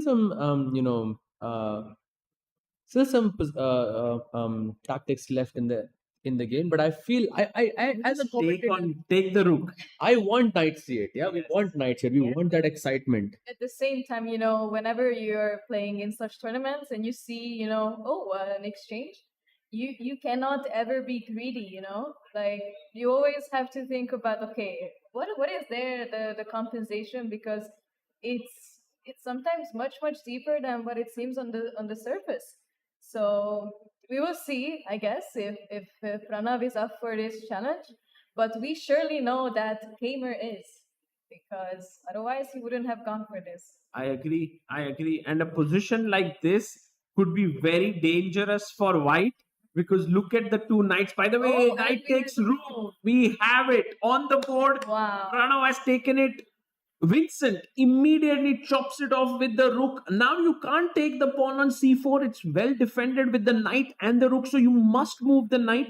It's all the time going to a5, but there's also a square on d4. Yep, absolutely. And by the way, when Kinchu said you shouldn't be greedy, my mind said, we should definitely take a look at, VD's game as well. Yes, exactly. Because just to see what's going on there, some updates have happened.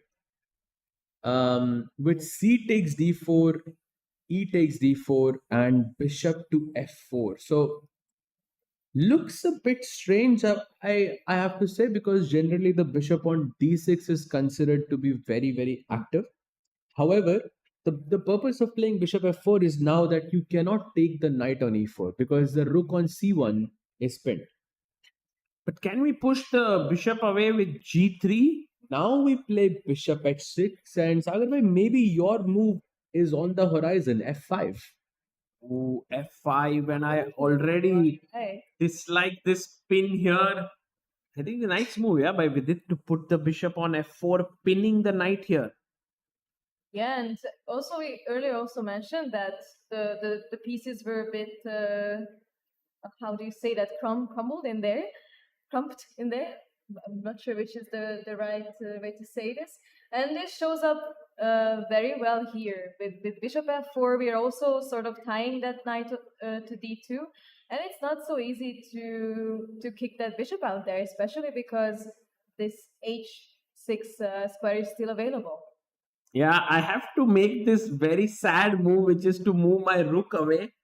And then we put our pawn right into the heart of the position. And look at black's pieces. They look really good. And I think Vidit at this point can already start hoping for an advantage. So, looking good for Vidit here. I think looking very good. I think it's very easy to go wrong from Robson's side. A move like rook a1 is not easy. So very easy to go wrong from the white side here. And black's moves are, it seems like you can just play them, without thinking much. Yeah. We have this screen where we can see all the boards actually. And if our director can get all the boards on the screen, we can see that actually at this point in the Masters section, which are the top 5 boards, all the games look very even except for this one, that Pranav versus Vincent Keymer game. That's the crazy game. Meanwhile, in the challengers, we already have one draw. Harshvardhan and Aryan Chopra have drawn their game. I believe that's a repetition, threefold repetition with Rook B7, Rook A8. But I think if you don't repeat in this scenario, whoever does not repeat probably ends up in a worse position. So it makes sense Yeah. to sort of take the draw and start over tomorrow. So Aryan Chopra having half out of two. Yes, Not the best start for him, but okay, it's still very early to say, yeah. I agree. I agree. Early days in the tournament, it's always good to get on the scoreboard, not to be on a zero score. So here, Aryan gets back. Should we go to Vincent and Pranav game and just try to see what exactly is going on here, guys? Look at this. The knight jumped in and Vincent did play d5. Oh, so it eventually did arrive, this d5 move. I believe we have talked about this before as well. And in all honesty, I kind of like black as well. Black's You love it, position yeah? here, Black's position. It's, I mean, being more a gambit enjoyer, I always look at the exchange sacrifices, and I feel most comfortable being an exchange down. Although sometimes it doesn't really lead to the best results. But after d5, I feel like black doesn't really have any problems. What do you guys think? Yeah, it all depends on how white can actually try and continue. For example, if I can do pawn takes pawn, I was wondering if, now this pawn is weak on c4, so you have to take back with the pawn. And can I just blockade it in the center? White seems to have that stability, but black's pieces can become very, very dangerous here. Maybe the knight jumps back and later on could have some, I don't know, some ideas. Potentially, I can even preserve my bishop. These pawns are strong. Yeah, the central pawns, the knight on e5. It looks like he has more than enough compensation in this position. But the difficult challenge here would be to play for a win, because if white just sits here and says, okay, I'm gonna go rook, take 6, I'm gonna play rook d1, I'm gonna play a3, and I'm gonna try to play it slow, then it might be a bit hard to play for a win from the black side, I feel. True. So you need Pranav to sort of, want to play for a win as well. You need Pranav is a good statement. Yeah, like when Pranav is there, he will play for a win. Of I course. don't think there is a way Pranav thinks, oh, I can hold it. It's just he might be 130 low rated points below Vincent, but he will not back down from this fight. He might be thinking, this is my chance to beat Vincent Keymer. And I think that's very important to have this mindset because, Keymer has been doing amazing so far, and of course, it's very easy to slip into this mindset that I'm the underdog here, and instead of that, going into the game as this is my time to shine, and I'm gonna push as much as I can is the mindset that I think Pranav needs here. For sure, for sure. So, okay, Sagar, bhai, Look question. at this. Yeah, you have a question for me in the same game. White or black? Let's say you are playing against Vincent Keymer. Huh? Okay. Would you take this position as white, or would you take this position as black? I like visually black's position, but when I started to look for some squares for my knights, I couldn't find one. So I don't know. It seems like white's position is a bit easier to play.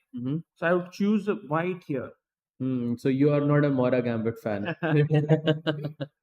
I'm very materialistic. Yeah, I'm a greedy fan. I have an exchange here, so I'm very happy with that extra material. Okay. That makes It's sense. completely understandable.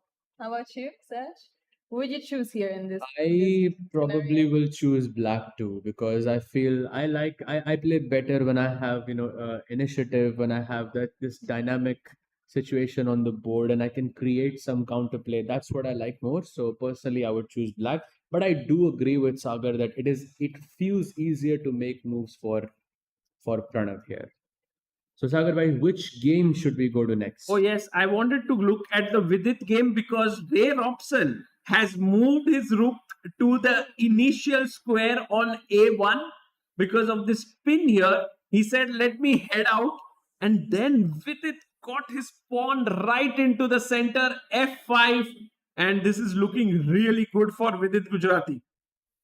Definitely, it also looks very ambitious, as well as it's also solidifying the center. Yeah. It tells Ray Robson that I am the one controlling this game. You're the one who has to make arrangements on how to make some progress here. That is also showing that Ray Robson had to play Rook A1, while Vidit can just think of future plans like, okay, how am I gonna slowly improve this position? Maybe even some G5 is there as well, if I'm not mistaken. Let's go full on the attack G5 G4. I love it actually. G5, G4 is so ambitious in this position. It loosens up that H2 pawn. Maybe you can have some bishop H2 sacrifices. The Greek gift, as I say. Or there is also this secondary plan of rook to F6, rook to H6, and then you can combine it with G5, G4 as well. It feels so dangerous for Robson here. Here, for sure, I'm choosing black. I think I'm not even Yeah. hesitating. Yeah, no, we Honestly, I think this is not a no-brainer for us on the panel. And now we just have knight F1 on the board. very nice move by the way. Hmm. Because with this knight moving away, it means that now the knight here can jump in the center because the knight on d2 is no longer hanging, and then you kick back the knight in the center on e4, and all of a sudden e6 pawn could become weak. Yeah, on the flip side, suddenly Ray Robson has his chances as well. Wow. So that knight on f1 also defends the h2 pawn. You might have some g3 ideas, to kick the bishop away. Looks logical. Looks very logical. I think in a way what Ray Robson could also say by just moving his rook here and then getting it back, he kind of made Vidit Gujrathi overextend a bit, Hmm. and now it looks beautiful, but it could also become weak. And this is the beauty about chess, that one player might think, oh, I'm on the attack. The other player, if is able to defend, suddenly everything becomes weak. And this happens so often, I feel like. I mean, I don't know if anyone can relate to me in this, but Everyone it has, can. it has happened to me so many times. I'm in a really comfortable position. I'm sort of attacking. I have all of these plans. And suddenly I'm maybe even overlooking one tiny thing. And suddenly I am going from, queen of the world to, oh my God, I'm such a bad player. Like in just a few seconds. No, So- this is how I think I lose most of my games. So it makes perfect sense. Maybe I think things will be a bit more clear in the next few moves. Yeah. on how- Very important next 5 moves in this game. Yes, how Vidit reacts to this situation is going to be really important. For now, I think the position looks balanced, Correct. and maybe we can take a look at another game. Arjun. Let's go. Go to Arjun Let's go. and we have some moves here that have happened after knight went back, took the bishop, king takes, pawn pushed forward, he moved back with the bishop, f4 takes, queen takes. Oh my god, the black king looks a bit weak for me. Rook c6. What is he doing Ooh. with rook c6? I think it's just probably trying to play queen c7, I'm guessing, to try and exchange. But it is Arjun. Arjun doesn't go into end games. No, he wants more and more mess on the board. Maybe he wants queen d6. That if you take queen takes d6, black can go knight takes d6, and at some point you can double up the c file and bring the other rook Wow. to c8. That's This- nice. Yeah, because maybe in the future he has this plan of doubling up on the c file and attack on the c file. Okay, lovely. Actually, this position is one of those Arjun games where we cannot say who's better. It does feel like white has the small edge here, but maybe black could very well get the upper hand because the structure is very nice for black in a way. I feel like maybe just, like just with the human brain, Yeah. it sort of feels like white has the edge here. But and now I was looking at a few moves, like how can we attack? Of course, that's always the first thought, but how can we make some plans here? And it's actually not so easy because the f6 square is still protected, but even if somehow we can break in there, we don't have a dark squared bishop anymore. So it's not so easy to make some attacks, and f7 is also always protected by the g6 bishop. So I feel like it's maybe just the human brain is looking at the dark square weaknesses, but we can never really take advantage of it with white. I just like Arjun's position more for two reasons. First, it's Arjun, and second, because Jordan has moved the golden pawn. So for me, for these two reasons, So I it's really just like it. principles. No, it's principle. I think what you're saying makes perfect sense. The dark squares do seem a bit weak. And I think this is why Arjun is trying to exchange the queens on the board by playing moves like Queen D6 or Queen C7. And two things will happen there. One, you exchange the queens and there nobody controls the dark squares anymore. They are not weak anymore. And second is Jordan will say, no, I don't want to exchange the queens. And then he loses control over the dark square. So either case, it shouldn't be that big of a problem for Arjun. However, what I really like for white here is something super aggressive, something like e4, because that probably brings the fire on the board. But they can take the pawn, and then your d pawn is hanging right in the center. Yeah, that's the problem. That's a problem in this position that I think Jordan has to solve. Mhm. I mean, with the correct preparation, I'm sure that actually e4 can be an idea, and once we maybe trade off the white square bishops, it can actually become dangerous for both sides. Yeah, I believe that this position is going to also become very interesting in the next moves to come, which is so nice because the opening was so symmetrical. I thought it will be a dead draw, but we all know that when Arjun is there, there's nothing much to fear. We have seen through all the games in the Masters section, we have a draw, by the way, in Awonder Leong versus Karthikeyan Murli, which we predicted it was going to end in a draw. And then the rest of the games are almost equal, with Pranav and Vincent being the most exciting one. We'll be taking a very short break, and on the other side, more in-depth analysis of these positions. We'll be back.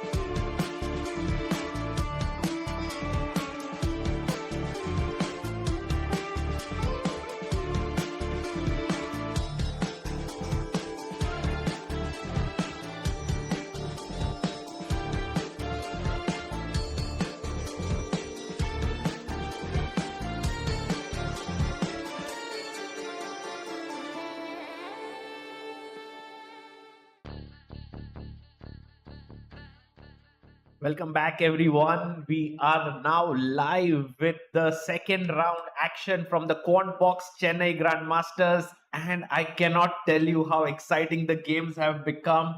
We have to go, guys, to the game of Arjun Erigaisi against Jordan Van Foreest because the queens have been traded, and suddenly it seems out of nowhere, Arjun is the one who's pressing slightly. Yeah, and I think we have imbalances again.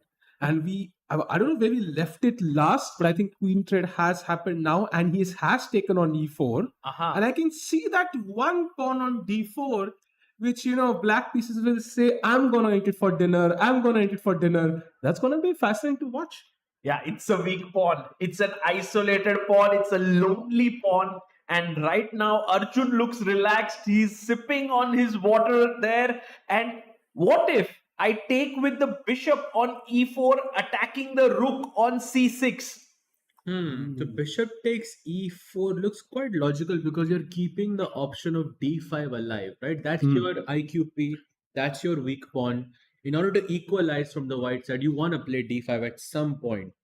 So black maybe can go either bishop takes e4, which is something Arjun will never do. Let's be real, because he's never going to trade the pieces. No, he won't. But then what to do with the b7 pawn which is hanging? Maybe we play rook, to b6. Suggested, yeah. Defending the b7 pawn, attacking the b2 pawn, and if white goes knight to a4, you have some rook b4 ideas. Provoking b3, and then suddenly you have e5. Wow. e5 is wonderful. Wow. So What a a lot of move. What a move there. The piece is hanging in the center. yeah pieces. I think very difficult in that sense. But why not knight takes c4? Yeah. Because knight takes c4 feels more stable to me. That's what maybe Jordan will play, and Arjun, I think, will press here. He's not going to be like, oh, thank you so much. Now let's try to play for a draw. He wants to now press. This is his chance. Do you know who figured this out first that Arjun's going to push? It was Jordan. He knows it. He knows it's coming. You can see Arjun's walk. He has a spring in his stride. Yeah. And of course, even after 94, just 96, let's say you take, I take, somehow this pawn is hanging. And if you b7 pawn can. yeah, you can take, but now maybe even rook b8, and my rooks enter the position. Your second rank is weak, and this bishop is quite solid. And I kind of get a feeling that this will be kind of equal plus position, Yeah. which Jordan has to defend for the next hour. Oh my goodness. Well, let's see. I mean, we are, of course, very, very optimistic about Arjun's chances because he does press in such positions. Objectively, it's very close to a draw and equality in the position. But then again, I'm actually excited to see what Arjun will do with this. Yeah, definitely. We know one thing is for sure, that he's gonna find some way to create mess in this position. Maybe get Jordan under that time pressure. There's already a 12-minute difference between these two players. Maybe that that difference can widen and Jordan can make a mistake somehow. It does seem unlikely because Jordan is a very experienced, very, very strong player. Man, And he goes for bishop. He takes with the bishop, okay. And now we were discussing rook to b6. Yes. Supposedly the only move here that Arjun can play to have any hopes to win this game. He has come back to the board. He's writing down his move. He looks in the distance, never on the chessboard, and then he'll make his move pretty quickly or not. No, maybe he'll take some time. I have a feeling Arjun has visually, mentally put a board somewhere on the wall. Yeah. He comes back and looks at that board. Okay, so what happened? Yeah, it's there on the wall, attached to a wall, and he never looks at the board. And I would expect him to play the next move within a minute or so. Yeah, let's see what Arjun Erigaisi comes up with here. And while he's thinking, should we head over to the game of Vidit Gujrathi versus Ray Robson? Because that one, guys, it felt like at some point Ray Robson was under pressure. Has it flipped around, Sahaj bhai? Yes? It looks like, actually, it looks like it because Vidit seems to be in some trouble. His last move, d takes c4, was an inaccuracy in this position. Now, I do understand the point behind d takes c4. He wanted to activate his bishop on b7 to sort of create that target point on g2. Yeah. But there is also another saying here in these positions, Sahil, by that when when there is tension on the board, you mustn't be the first one to to release it. You must be you must try to keep the tension for as long as possible. So what was a better move here, Sahil, by besides d takes c4? I think maybe the best move was the weird B takes A5. Usually you don't grab this pawn at all, but I kind of get with its angle. Yeah, he's the one who does the meditation. He's able to handle those nerves. So he's like, okay, let's enter a fiery pit, and I think I'm going to handle those emotions better. Let's see if he's managing to handle them now. A5 played, pawn takes pawn, and is this already the live board position? Yes, this is the position. Oh, and he took with the pawn. Yeah. And we have a few more moves here. B takes A5, and this is the position. Yes. So while Vidit has an extra pawn here, but those are doubled, and White's pawns in the center D4 and C4 are strong. So maybe White is pressing here. Agreed. And if Black doesn't manage to do something up with his king side play, right, all these four pieces look very impressive. But if you don't do anything, White has a passed pawn. You have this weak diagonal towards your king. The A5 pawn is weak. And if that falls, then A6 pawn is also weak. And White's bishop, they're also pretty good looking pieces. And they might not be doing much right now. But if the center opens up, you can imagine these two bishops looking in the right direction. One at the king, one at the queen. I think Vidit has to remain very careful. Yesterday he was in trouble with Jordan. He saved himself. Today again against Ray Robson. But Sahaj Bhai is just drawing our attention to a very important clash in the challengers section. P. Indian versus Harika. And by the way, Robson just snatches the pawn. But here we are. It seems like Indian is super close to winning this game. Harika might lose her second game in a row. Oh, that's going to be tough. And knight b8 was the mistake. Sahaj, I kind of get a feeling takes. And now knight to g5 is a very strong move. Sahaj, can you explain to us why? So it feels very logical because you're putting pressure on the golden pawn right there on f7. But I think why the position is so much winning in this position is because of the comparison between White's pieces and Black's pieces. You've got this fantastic bishop on d5. I mean, it's and this fantastic bishop on e3, knight jumping to g5, and whereas Black's pieces are on knight on b8, bishop on c8, queen on e8, rook, and all the pieces are on the back rank except for the bishop on b4. It is active, but it doesn't really serve much into the position. So if Indian wants to do something right now, it must be something tactical. Now That's why knight g5 is a good move. Question: knight g5, and if there's a move, we can ask our audience. H6. Is there, because I don't see it. Like I was trying to calculate the variations. Is there something happening here? Is there something happening here? There is something happening. If anybody wants to take a guess. Yes, let's go, guys. White to play. Where do you retreat your knight to? Yeah, you have to come back to f3. So I guess not a very important question. Guys, you want to try? What? You want to sacrifice your knight? Can we have the mic to the youngster there? What's your name? And say your name and the move. Sri Sanjay. Okay. Bishop takes f7. Bishop takes f7, Sahil bhai. Is it a good move? It's a good move for sure, I think. Black here, for example, can take, and if you take with the queen, then queen d8 check. Oh, did you calculate all of that? Wow, then you deserve a round of applause. Well done. So check, and if the queen goes back to f8, Yeah, but I can still take. Take and still rook d8. so if bishop takes. Still rook d8. Still rook d8. Oh.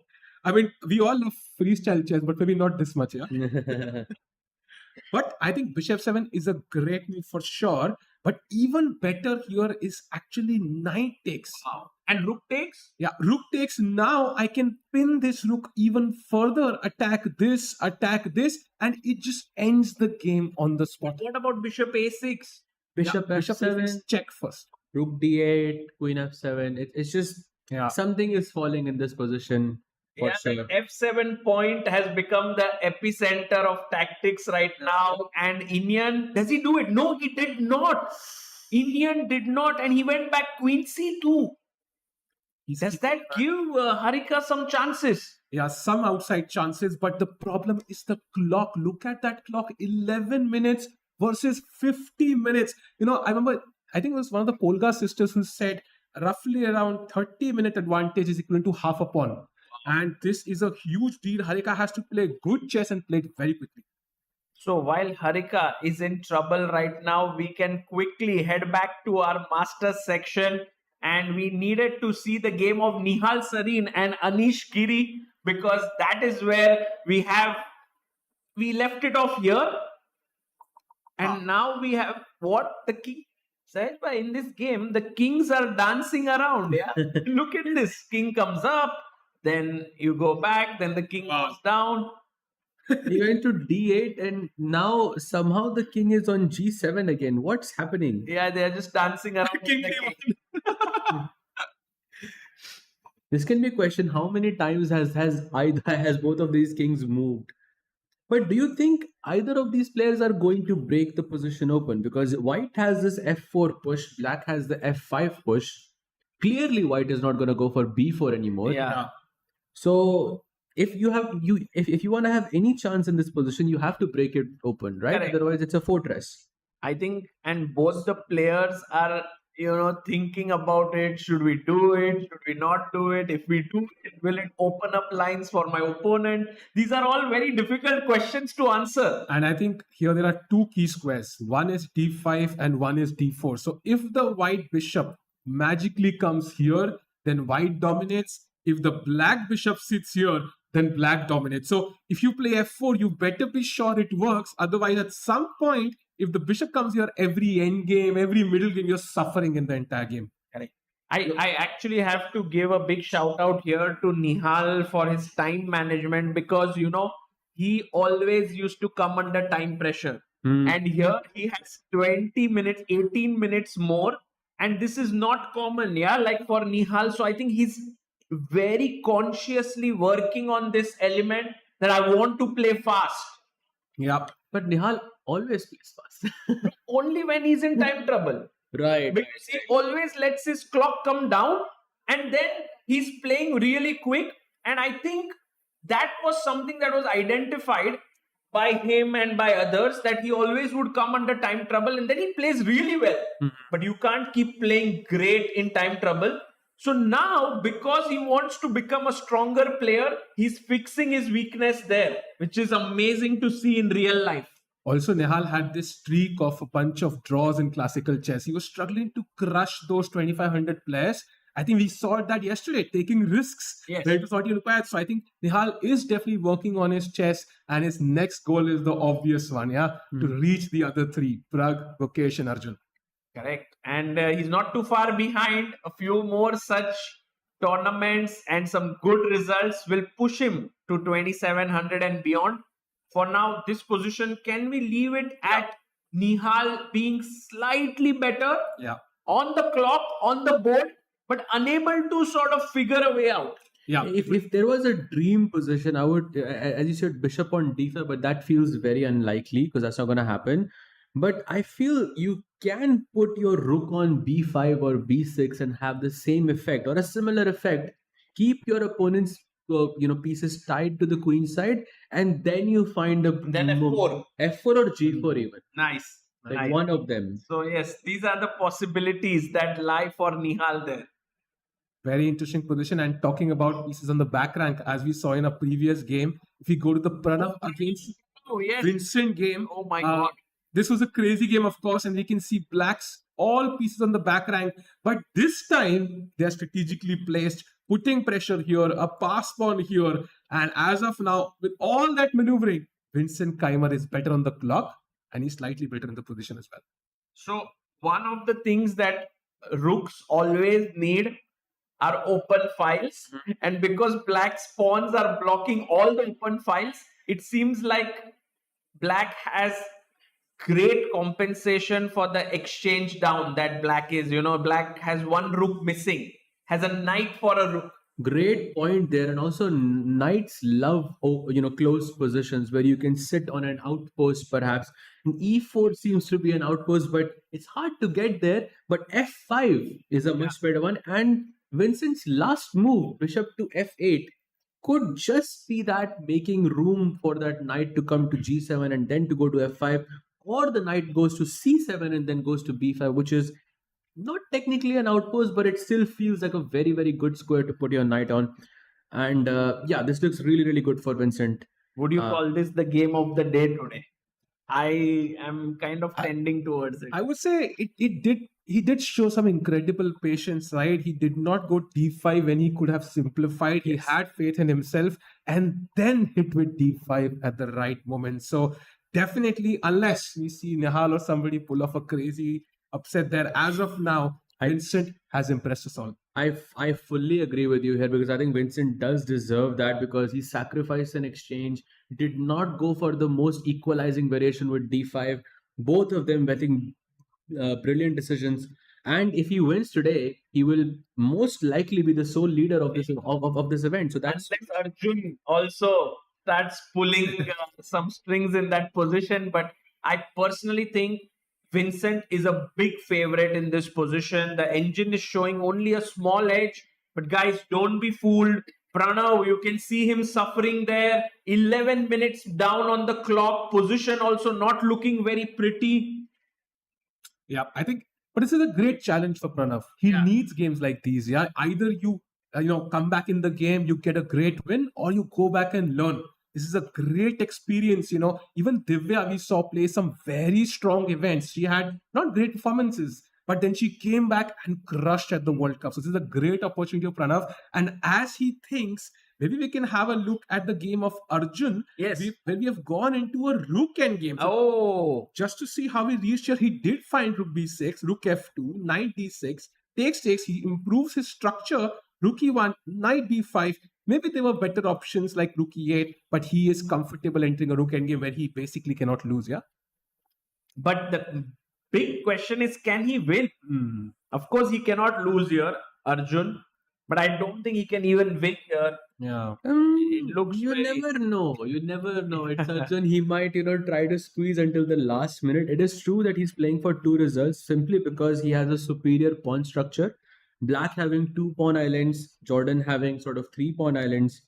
Your target here is, of course, the d4 pawn and maybe the h3 pawn as well, since it's a backward pawn. And I think he will play for a long time. Whether he wins or not is a different question. It's just, it also depends on how well Jordan manages his time. Yeah. Because if he falls under 5 minutes, I think the chances of him making a mistake dramatically increase. Right, and there is this very nice variation here, which is if you can play, let's say, a waiting move a3, then rook d5, rook d1, the other rook goes to d8, rook d2, and now maybe a good question for our viewers here, black to play, guys. What would you do here in this position? Is there something that black can do to get the advantage? Because it seems like white is hanging on. Yes, yes. Behind. Yes, we Please can give him the mic in the back. back. Yes, tell your name and the move. Sai 87, and we have to move the black pawn up so that we are stressing that pawn which is in support with the rook. Wow, that's so nicely said. Yeah, we have to move the pawn ahead because it stresses the pawn. Hmm. And that is absolutely correct. Good job here. E5 is on the board. You can't take it. The rook is hanging and the pawn falls. And I think this is what Arjun's dream scenario is. Yes, 100%. This and maybe Jordan having maybe 10 minutes or maybe 5 minutes or something like that. But yeah, I mean, I think a few more moves have been played. He played rook c1. I like this. Very He wants to important. go, yeah? go to the 7th rank. Very important move. I think you take the open file, and now Arjun is trying to create chances with pawn to f5. 5 on You the see, board. even though the position is completely equal, you can see Arjun is making such moves where Jordan has to play that one move. Otherwise, he would have to defend for a long time. So right now that that move is one move. g5. G5. which is not an easy Not move. at all. Not at all because an easy move. I would think Rook C7 to be the most natural move here. now And Rook then F7. Rook F7, take, and go into this endgame. Maybe, but It's a bit Yeah. risky. This is what I mean. This is very Magnus type of position, where even if it feels equal, you still have to be super precise in order to make a draw right. in the game. Okay, I think I'm gonna make a prediction. Arjun wins this one. I can bet a burger on this with you. Oh, Maggie's, no? I think we can bet a burger. I think Arjun wins this one. Really, I personally think this is not at all possible. I will bet it for you. One burger. Yes. Done. Now Then let's go. I mean, we have a beautiful buffet here, so food is not very exciting at this point, but I'll take it. I'll Done. take it. No, I think it's very interesting because G5, I think is practically difficult. And also after Rook C7, again, you have to find that G5 move. The black king is coming to D5. I think it's just the black moves are so much simpler. And whenever you move the rook somewhere, F4, G5, and suddenly I have a protected pass pawn. Okay, Sahil, trying to convince that here Arjun has great chances, which, I mean, is possible. But of course, Jordan, being such a strong player, will find his own play in some way. I'm trusting Jordan here, but let's see. Let's see. I feel since he has 17 minutes, he will be able to find G5, I think. Because, okay, let's first discuss what happens if I don't play G5. I think black can play F takes G4. Is that the point? So let's say I go King G2. Yeah. Something like that. What's the Maybe problem with maybe this? Rook D5 now. Because I cannot play Rook F4 because black Yeah. has G5 now. And also Rook That's D2 the again, the variation we saw earlier. So Yeah, it's yeah. C5, stressing, yeah? And then I get that pawn, yeah, at some point maybe. Correct. So we cannot play. This This is a is why. nice move, Rook D5. This is why G5 is important because you want to answer Rook D5 with Rook F4. And to Sahil's credit, I think he might have a point that it may not be the easiest thing to see. I'm going to have a tasty burger tonight. I'm very happy. Okay, guys, so while Arjun tries to put a bit of pressure and Jordan tries to save this position, we next move on to Vidit versus Ray Robson because there the game is the most intense. I think in terms of complications, this is the game. Rook And- takes pawn, knight comes in, and he gets that knight on G3, which kind of saves everything on White's camp. Like it looks like a very solid knight. Okay, I have a question. Yeah. Raghavai. What do you think is the best move for For Vidit Gujrathi? Okay. Because I'm a bit dumbfounded right now. I guess I want to do something with that knight on G3. Maybe bishop G3, but it looks so bad. Yeah. Like, I don't know. If you see the move, you will be very, Yeah, very shocked. maybe if anybody wants to take a guess as well about the best move possible here, it's crazy actually. Okay. Yes, Can yes, we- yes. Can you hand your mic, please? It's a crazy move. Yeah. Don't suggest normal move. Yes.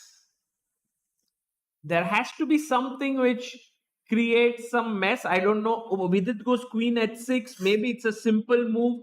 He doesn't play the move. He doesn't play the crazy But what move. was the move? What do you think? If you wanna, If you can hand him the mic, please. Yeah, please. Do you, You can take a guess actually. It's a very difficult guess, I have to say. Very difficult one. I don't think anybody finds it. Yeah. go for it. Knight takes G3. Knight. You were very Very close. close. You were very close. One more guess there. One more guess there. What is it?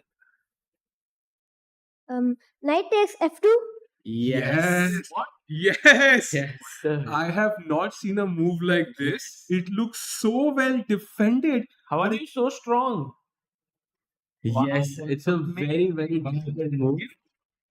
Beautiful. Yeah, knight f2, but I don't even understand the. Oh, point is king takes knight g4 or what? Yes. And Knight then you- G4. And Bishop now E3, Bishop F3, some only attacking move is ideas. Queen E2. Wow. Only move is Queen E2. And then there is Bishop F3. And you can see how it's, if you take with the Queen, then there is Bishop E3 check and oh, you don't want to step in the corner, yeah? Yeah, king h1 is bad, king f1 is bad. You take with the pawn now and the game goes on. Crazy variation, but I think very hard to find. Vidit Yeah. plays the I logical think move. understandable that Vidit didn't go for it. Yeah.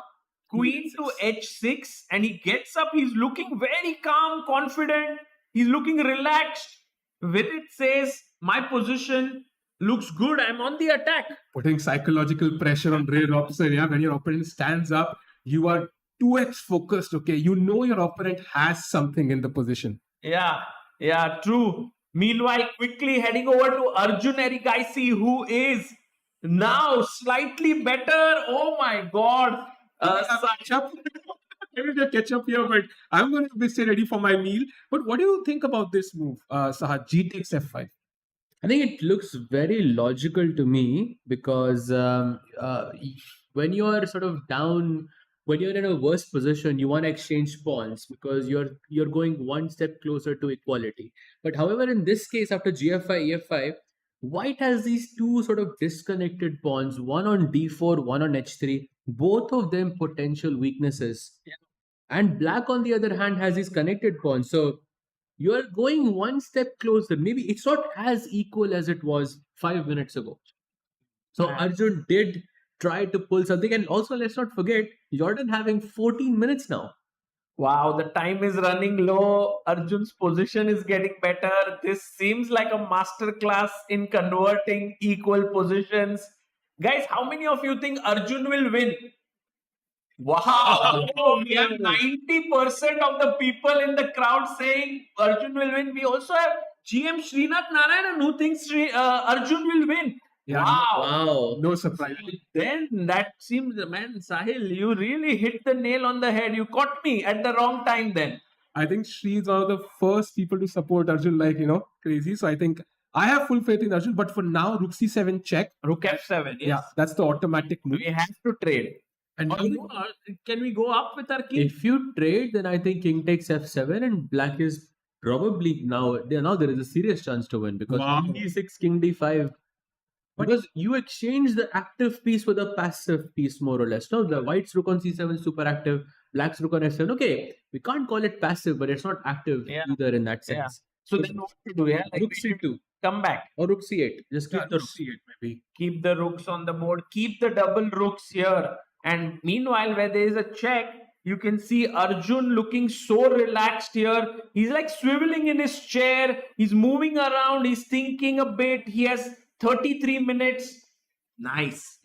Okay, exciting. I think he had a look at Vincent's game. He's like, you are not going to leave the tournament alone. I'm going to catch up with you. And of course, Jordan needs to play quickly as well. Time could be an issue at some point. That one critical moment, there's a pawn race going on and you would need that extra 10 minutes. Yes. Absolutely. And by the way, we probably have to switch a lot because so many games are going on. Let's go. But in Vidit's game, Robson has just committed a slight inaccuracy with D5. Okay. And now look at Vidit's next move. It is knight to G4 as pointed out by this blue arrow. Which means it's the only move. Only move. Otherwise, you're worse. Or, if it's winning, then otherwise it's equal. Can we just admire how dangerous this looks at first glance? I mean, 3 pieces in line with the queen, with the bishop. Like optically as White, you are a bit stressed. Yeah. But the follow-up is not easy. If you look at it, bishop takes C4, F takes C4, Yeah. queen takes C4, Yes. let's say E takes D5, C takes D5. Now you have to find knight takes F2. And if king takes F2, I have no clue. Because I think it's only for White, right, to take this knight with the bishop. So it's difficult for both sides. knights are good defenders. so I'm taking here, and I'm now a pawn up as White. Now takes. And now this, if I don't find knight F2 in my calculation, or is rook A8 or E8 maybe, yeah? Rook A8, queen somewhere. queen T3? Queen D3. Oh, Bishop G3. No way. What? What's happening? You need to keep the queen on the 4th rank. So in case black goes bishop G3, you can go queen G4. No. Oh, so the threat, let's show our viewers. If queen D3, bishop G3, edge G3, and maybe it's a good time to ask our people here, black to play, guys. Anyone? To finish off the game. The question is, it's a mate in how many moves? Oh, he came very quickly, the youngster there. I think you answered many. Maybe someone else can try. Black to play, yes. A hand in the back. I'm thinking that black rook should come down, check, and they capture with that white rook, and then we move our rook, and then He means rookie one check. Yeah, rookie one, maybe free rook may not work there, but your rook is a correct move, yeah? Yeah. The rook is correct. Rook F3. Rook F3. Oh, we have I am Rakesh Kulkarni with the move. Takes here. If pawn takes or queen takes, it's game over. Check and mate. And this rook is very, very helpful actually. And also queen f2 as well. So it's like just everything is working in Correct. this position for black here. But very, very difficult for Vidit because he has to see all of this while having 14 minutes on the clock. It's too tough right now. Actually, the thing is, what I've realized is when you have this one line to attack in such complex positions, humans are not able to find it. Yeah, like engines, it's very easy for them. Let's go. Let's go. Vidit has played knight g4. Now he has two knights. Looking at the f2 square, Robson has to get rid of one of them. He has to take, by the way. If he doesn't take, it could be a +1 advantage with it already. I think things looking amazing for Vidit. Ray Robson needs to do something right now, and even he doesn't have too much time. Yeah.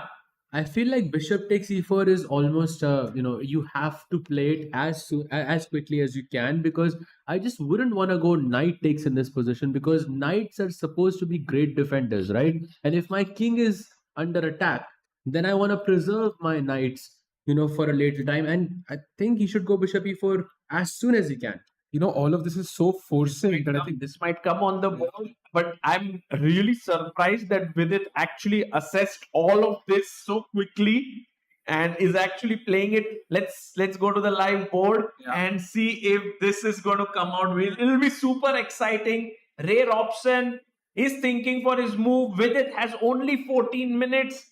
Should we also check out some other game before we come back here? let's check out Nihal's game because we do have Nihal is clearly better. something What happened happened? because we were wondering, right, who breaks through? Yeah, in the did he end break box? through? And Queen D1 and Black said, you know what, I'm not gonna sit comfortably. I am going to break No through. way. Did Anish break through first? And look at this move from Nihal Sarin.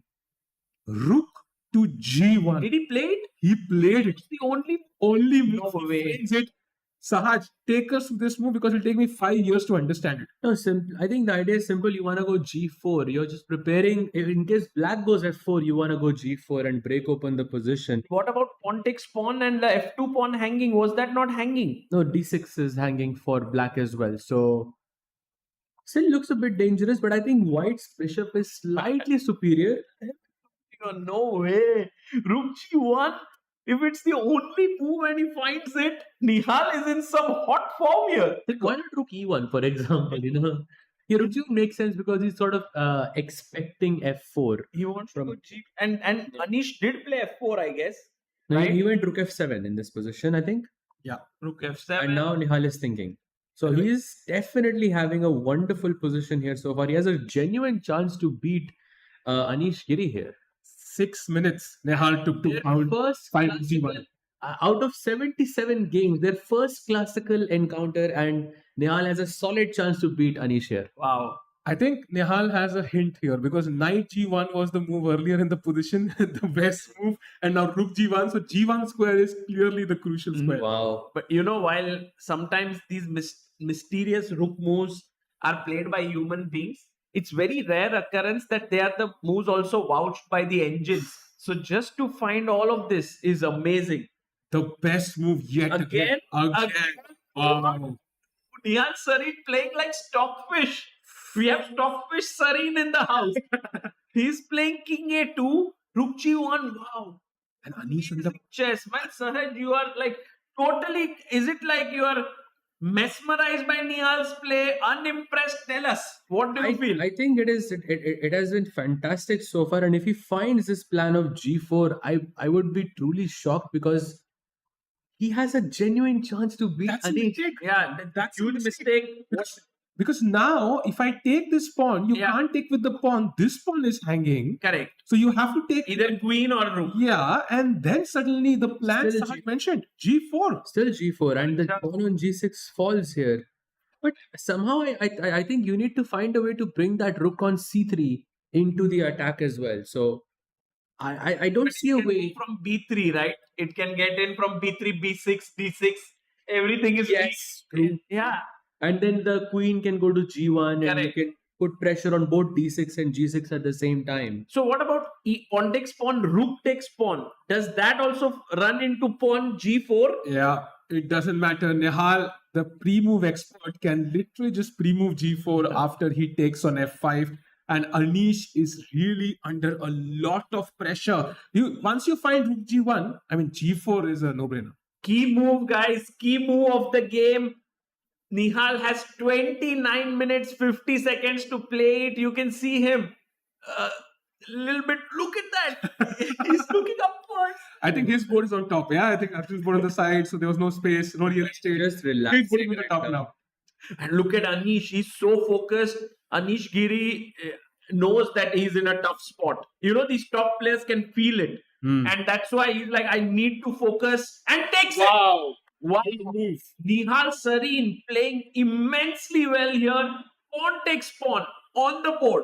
Absolutely. Now, it doesn't matter what you take back with. My next move is g4. Yes. And it's basically a pre-move that you can make almost. Re-roll, yeah. Here. So just to explain to our viewers, after queen takes f5, g4. g4, pawn takes pawn. I believe you take with the rook. Yeah.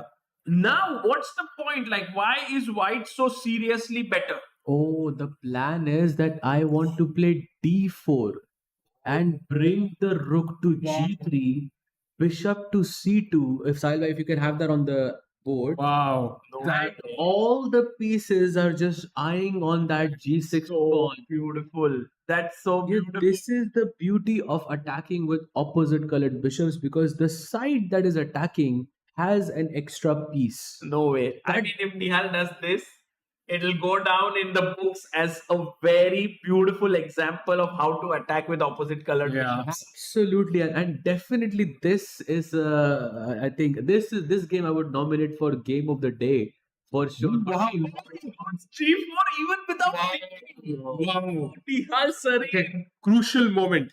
Now, after rook takes G4, He'll take with the will rook. he find D4 next move? No, of course he takes with. Of course, he yeah. goes rook g4. Now the next thing is, okay, I think we have a question mark. I think that's a. Why? I don't think it is. I don't think it's correct. It's a good move. Yeah. But now the question is, has he seen d4? Because that's the.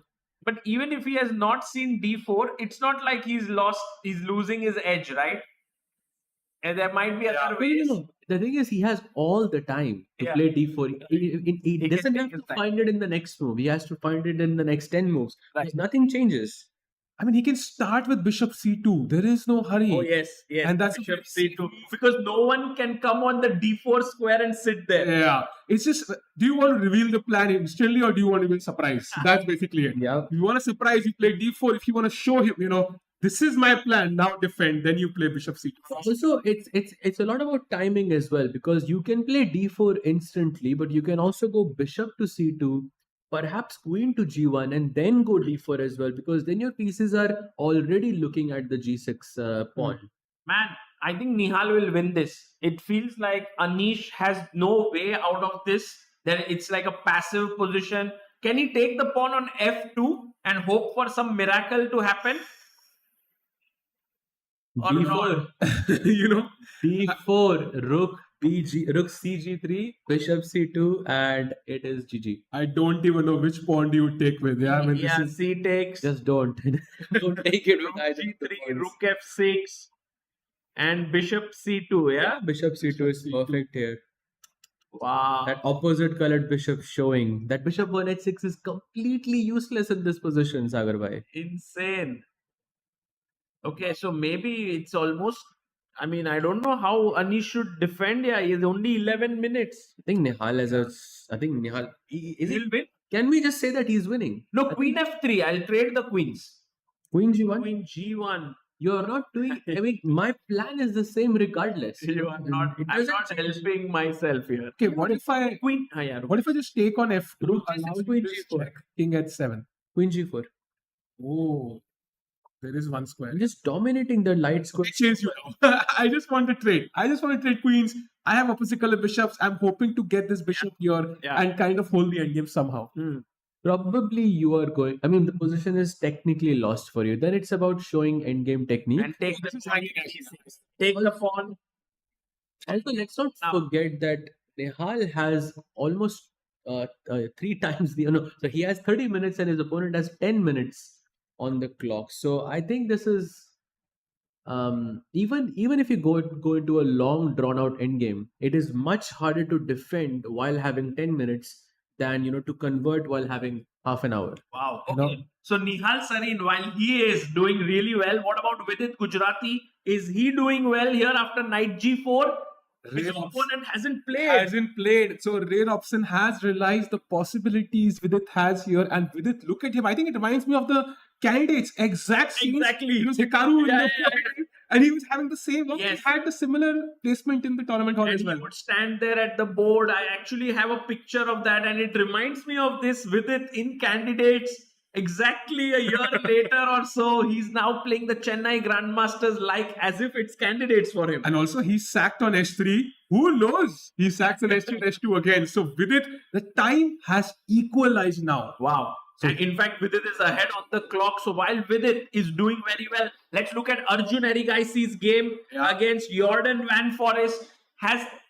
What has happened here? A lot of moves. He didn't defend it with the rook. He just brought the king out. Now came b3, saving that pawn. Rook to d8. Oh, rook d2 only move already. He found it, right? And now found- f4. So Arjun is saying, I'm just going to keep pushing these pawns. So at some point, I will trade one of the rooks, and then my king steps into e4, and your couple of pawns are still weak.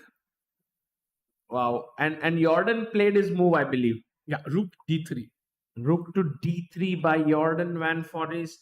He's 10 minutes below on the clock. You can see Nihal Sarin walking around. I think all the Indian players today are doing the walking thing. Yeah, looking super confident, not sitting at the board.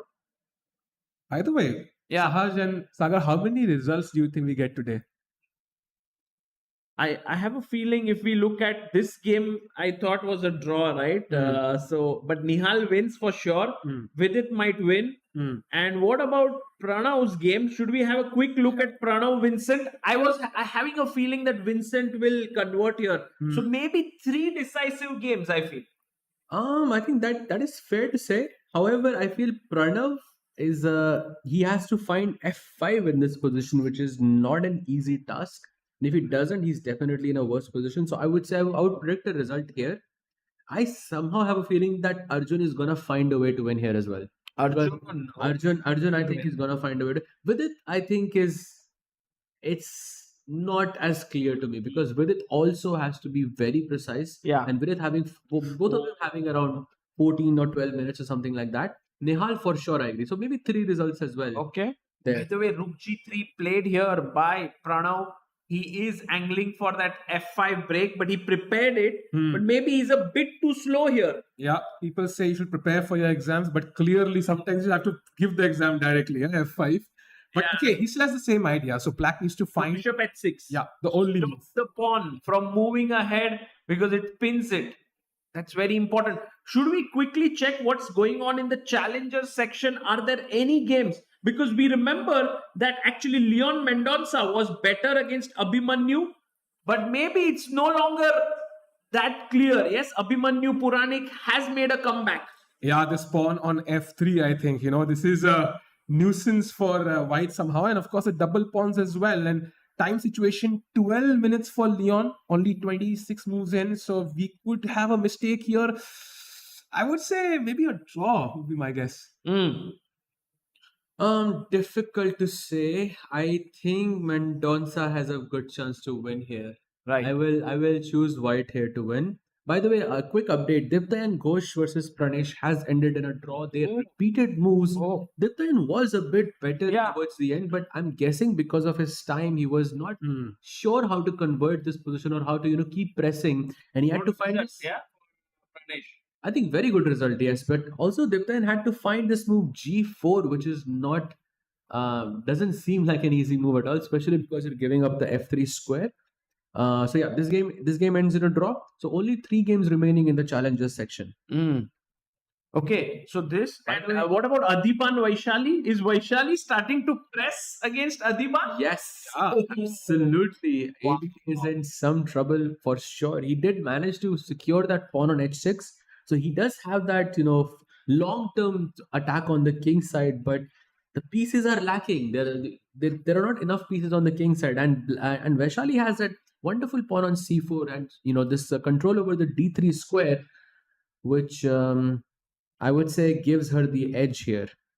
I'm actually now feeling that if Vaishali manages to win this game, it will boost her confidence so much, and that would really help her in this tournament. She's already on half a point, and then 1.5 out of 2 would be huge.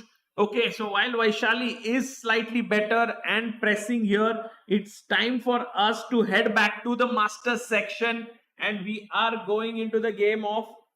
By the way, maybe we go to Nihal's game first. Yes. Because there's this move bishop to d2 Wow, by Anish. Clearly, if you grab this, I grab this. the rook is gone.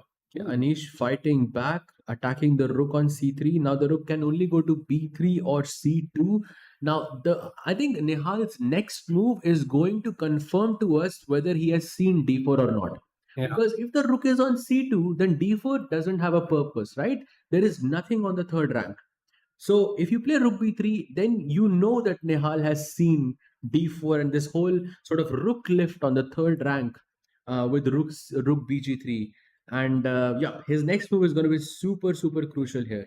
Yeah, rook b3 is the move, but I mean, if we go rook c2, is it a blunder? No, it's still good, but I think you missed that d4 idea now. But kudos to Anish for finding this move, Yeah. forcing Nihal to make that choice. Because sometimes you might not have seen the idea, but then you see that c2.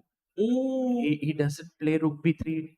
He comes back, and he's offering a repetition. maybe if Nihal goes rook c3, but I think the chances of Nihal repeating are close to 0%. Yeah. He is not repeating, guys. Nihal Sarin wants to fight today. He wants to win, and no way is he repeating. Agreed. I think he might go rook c3, bd2, and then go rook b3. Yeah, that is totally possible. So as Nihal thinks, maybe you should jump to the Vidit game Yes. because we've had those moves. Oh It's happening. God, it's Bishop b4, happening. pawn takes, queen takes, pawn takes, and this is the current position. Let's now, go. Robson has to take that pawn with the pawn, and then we're going to see some crazy moves. It could be the insane knight takes f2. It could be the insane rook a8 with only move queen c4 next. So Robson under a lot of pressure. Kudos to Vidit for finding all this. Can we have the cameras for Vidit? I think Vidit might not be on his chair. He must be walking around. Can we have only Ray Robson on the frame? We can't see him yet. Pawn takes, pawn taken. Oh, Vidit is sitting there. Vidit like, Vidit is like, okay, I have this in the bag. I think he's really calculated well because this is the portion of a guy who knows what's happening. yes, he is calculating hard right now. I am not sure who looks more stressed to me here, but yeah, definitely Vidit seems to be doing quite fine here. Now, see, No, Sahaj, this is really intense, no? but Vidit is sort of keeping that calm, that Black Lotus is helping in these specific moments. I feel so. Yeah, C takes D5, very very likely move. There is no other move that I can think of that Yeah. you can play. If White goes Queen to D4, Yeah. for example, We there's can a ask. crazy. We can ask maybe the audience. Yes, for sure. Queen Queen d4. Guys, what is a good move here? It's very similar, right, to many Yeah. moves we have seen. Black to play. Go for it. He takes back with the pawn. He takes back with the pawn. But here, what was the move, Sahil? By maybe we. Yeah, the crazy move was knight to e3, attacking the rook, attacking. Crusher. Yeah, and if you take, of course, then you lose the queen. But Beautiful. Ray finds the best move, c takes d5, and now is the crunch moment. Vidit has two options and two options only. He has to attack the queen or play knight takes f2. Now, knight takes f2 looks less likely, I think, because he didn't do it earlier. But rook a8, and now Robson has to find queen c4 or he's lost. Right. Because the threat is bishop takes g3, Rook takes f3, queen to h2 check, and game over. Yeah. That's the threat, guys. So what Sahil Bhai is doing is after bishop g3, as Sahaj had explained, if the queen is on the 4th rank, then the knight on g4 is hanging. Yeah, for sure. So now rook e8 and queen c4, I guess, is the only move in this position. And let's also not forget that Vidit can play knight takes f2 here. It is a move. Knight It is a takes move. Yes. f2. It's insanely complicated because if king takes, there is some bishop takes g3 business or what. Oh, I don't even know. rook e8. Rook Knight- e8 Rook e8, but this is difficult. with yeah? bishop e3 check. No, but Oh. the point is you have queen b6 check. Oh, Like at some moment you have queen b6 check. right directly.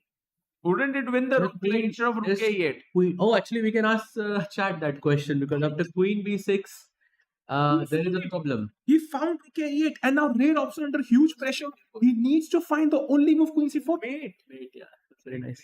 क्या version है? Okay, by the way, just to add here, Sahaj gave me a beautiful variation. If knight f2, king f2, queen b6 check, trying to win the rook. White was queen d4. Ah. And if you take the rook, oh, That's just a mate. GG. Wow. finito. That's why rook Yeah. e8 is important because you need that e3 square. Yes. Bishop e3 check always. So now the queen has to move away to only c4. Yeah. It's the only move, guys. The only square. Ray Robson has to be careful. Why can't he go to a4? Because he still keeps the second, 4th rank in control. If a4, then knight takes f2 is Okay. the killer blow. But what if king takes? King takes and now bishop e3 check. Okay. That's King- where you king f1 Yeah. and then queen takes h2. Oh my gosh. Queen Taking that h2 one. is ridiculous. Because the rook is okay. Then why does this not work when we have the queen on c4? Because let's say rook a8, Yeah. queen c4, I take on f2, Yeah. king takes, There is d6 check apparently. but king h8, I don't care. King h8. King takes f2. I think is not the move. It's d7. Oh, you are No, no, this is way too Way too difficult. very difficult to But find a take. If Ray is forced to find this, he might find it. found queen c4. c4, yes. Guys, these players are playing at altogether different level. 2,700 plus players are crazy. They can find all the engine moves, but now, do you think Vidit goes in knight takes f2? It is a possibility. And in fact, just to admire how strong these players are, white playing an accuracy of 97.1, Oh. black at 97.5. Like such a complicated position. It's insane how well they're playing so far. But I'm guessing as the time goes down further, we're going to see that accuracy drop and we're going to see a blunder from one side. Also, while this game is running, I also want to divert the attention to Pranav versus Vincent Keymer because Pranav just played a brilliancy on the board. Wow. With Really? bishop takes h5. Wow. My goodness, Pranav is saying, Vincent, I'm coming at your king. You might have the full control in the center and on the queen side, but your king is lonely. So what was the problem if I played g takes h5? I believe it's queen e2. I Yeah. guess. We need to. I think. Queen e2 and you just take on. So queen e2, my threat is queen h5 check, of course. I cannot defend it. If you play bishop h6, Yeah, queen takes h5, yes. and now just something that defends the f7 Queen pawn. d7. Queen c7, sure. What's the problem here? Oh, I think it's a crazy move. F5. And I think, ef5 and bishop e3 yeah. or first e6. I think bishop e3 directly just works smoothly. You can't defend h6 and f7, I think. Wow, that's so beautiful actually. And Pranav taking that pawn and Vincent keeping his calm to find bishop h6. That's really beautiful play. Do you think he missed bishop h5, Vincent? I think so. Yeah? I think he missed it, and that's why you can see on his face it's no longer that cool, calm look. He is worried. Pranav is like, he's ready to pounce on his opponent. He's so excited. But I hope he plays quickly because 7.5 minutes, he needs to keep up the momentum. Vincent, of course, will look for another opportunity here to squeeze back his winning advantage.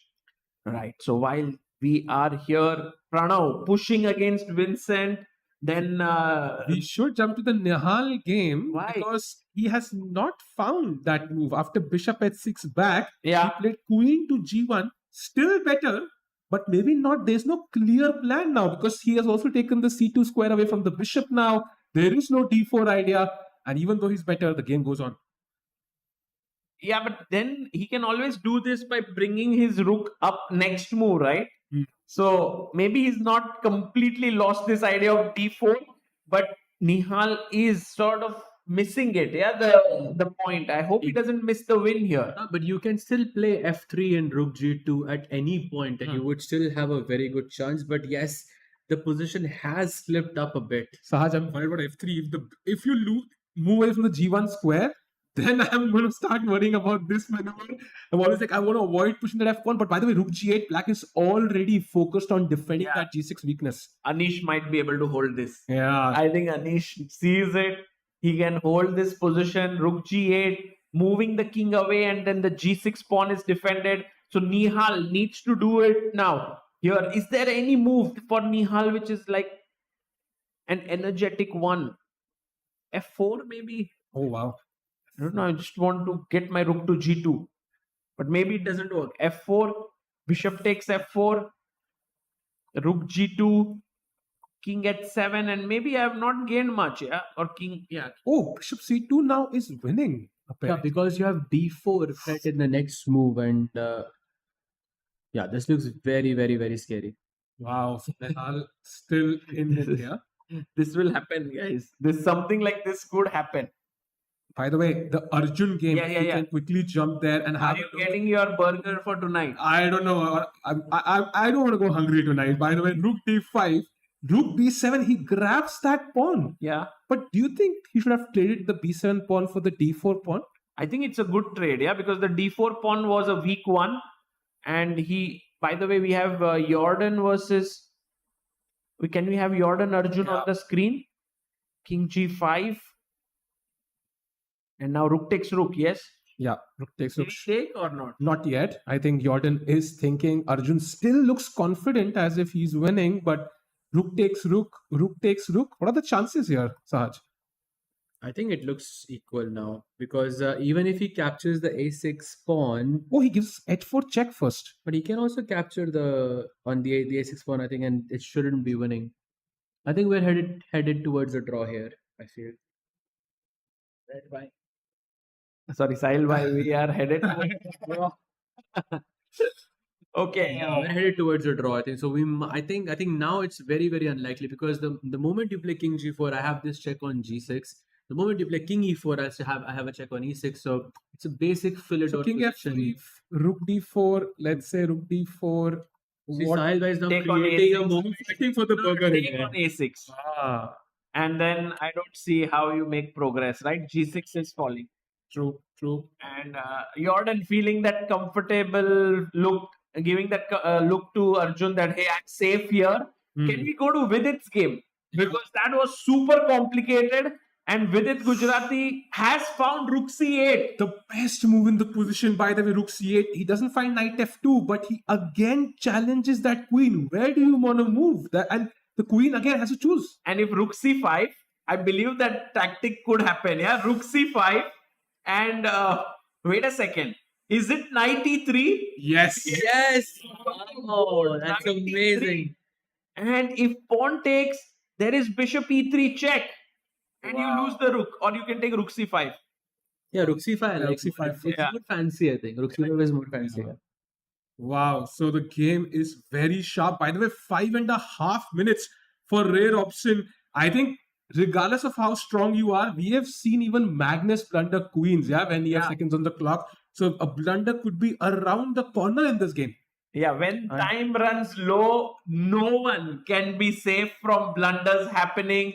And Ray Robson goes, rook c5 on the board. Question, does he find knight e3? And yes, he does. Come on.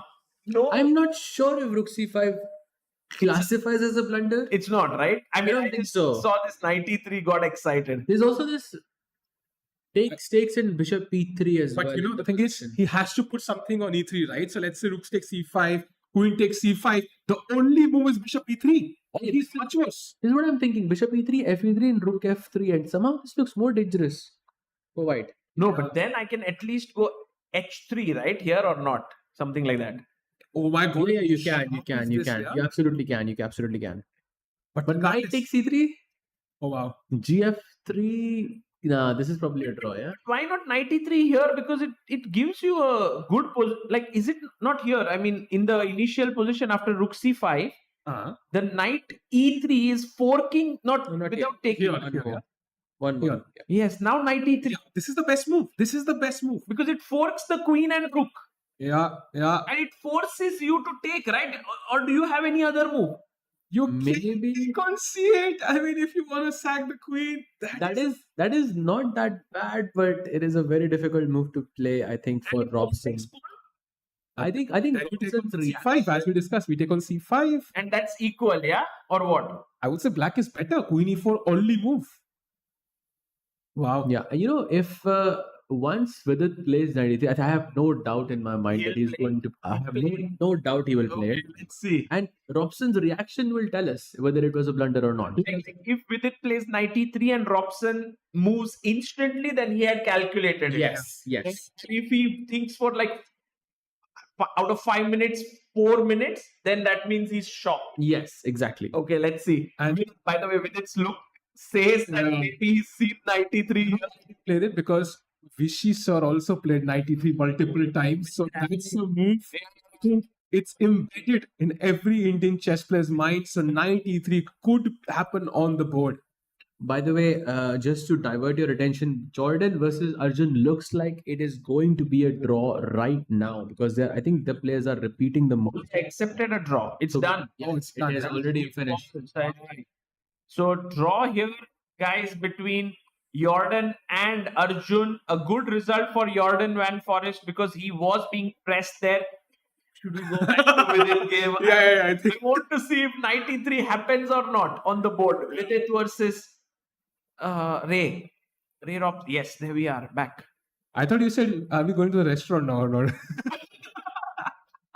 No. Oh, yes, I won the bet. Exactly. Yes. Wow, that I forgot. Okay. So now the difficult task is whether I don't think this is a difficult task. I think he will definitely play 93. I have No, no he's doubt. not playing. It's been 3 minutes. He's not making the move. He's sort of calming himself down, I think it's simple. Let's go with it. Come on. 93 is the move. But then again, if you don't find it, maybe white is all right. Yeah, and I think Ray Robson has a great poker face there as if nothing is happening in the position. So Vidit needs to find it. He can also take on c5 as we discussed and then find bishop e3. But something has to hit that e3 square. Otherwise, he could be just clearly worse. Right. Absolutely. The knight d3, very, very critical move there for Vidit. By the way, just to also, because so many things are happening at the same time, Harika has fought back from that losing position against Indian, and now it looks still slightly worse for her, but it looks way more positive than it did before. Wow, that's such a good news for Harika fans here because she was looking in big trouble. And now if she can hold here, her tournament can come back. Like Yes. 2-0, like scoring 0 out of 2 is way different from scoring half a point out of 2. Because if you score half a point, once you Yes. start that one point, and you start to feel a bit more confident. Correct. And this is the critical move. Yes, she has to find e4 here. If she doesn't find e4, the position is lost again. So very, very crucial moment. It's crucial everywhere. I feel. A lot of crucial moves. And did Vidit play 93? Still thinking. Thinking. 4 minutes Yeah. now for Vidit Gujrathi. He needs to play it right now because let's not forget that's not where the game ends. It's not a killing blow, right? You still have to continue the game. So you need time to calculate in the future. There is no moves not to play. He's going to make that move, but he stops in his tracks. Usually when you hesitate, that's not a good sign. Maybe he is using reverse psychology here. Oh, But I think 93 it definitely he has thought about this before. Yeah, for sure. He is of course thinking about this. Let's move that is knight e3 on the board, and Ray Robson doesn't move instantly. He's taking his time. By the Could way, be a surprise double exclam move by chess.com there. Yeah. brilliancy Wow. right there. If you go f takes e3, we discussed rook takes c5 and you gain an exchange. White does have some compensation in that position, but with it will be pushing for the win. Oh, he gives up his queen. He gives up his queen with rook takes c8. He had seen it. Yes, so now we know that, or maybe he saw it after he played, and while Vidit was thinking, Yes. he sort of was able to manage without any problems. But still, sacrificing your queen is not an easy decision. So, by the way, what are Vidit's chances to win here? If you had to give me a percentage, I feel like losing, of course. he's not losing. I think winning is also tough because it's some kind of a fortress, right? Like after rook takes, now the d pawn is supported by the rook. The two knights on the king side stop any form of attack. So each of white's pieces are really good. There's no real weakness in the white camp. By the way, now Vidit has to find the move queen to b6. That is the only way to put pressure, or Ray Robson is still, at least according to our bar, absolutely fine. How? But queen b6, what's the point of it? You attack the bishop now, And I just save it, bishop a1. yeah, bishop a1, then there is bishop takes d5, apparently. Oh, back rank Yeah. issues. Yeah. Rank issues indeed. So after queen b6, white has to find bishop g7, which is itself is a What? crazy- Bishop g7? Bishop g7, yeah, only move again. Because king g7, there is rook f4, knight h5 check, something like that. Oh, wow.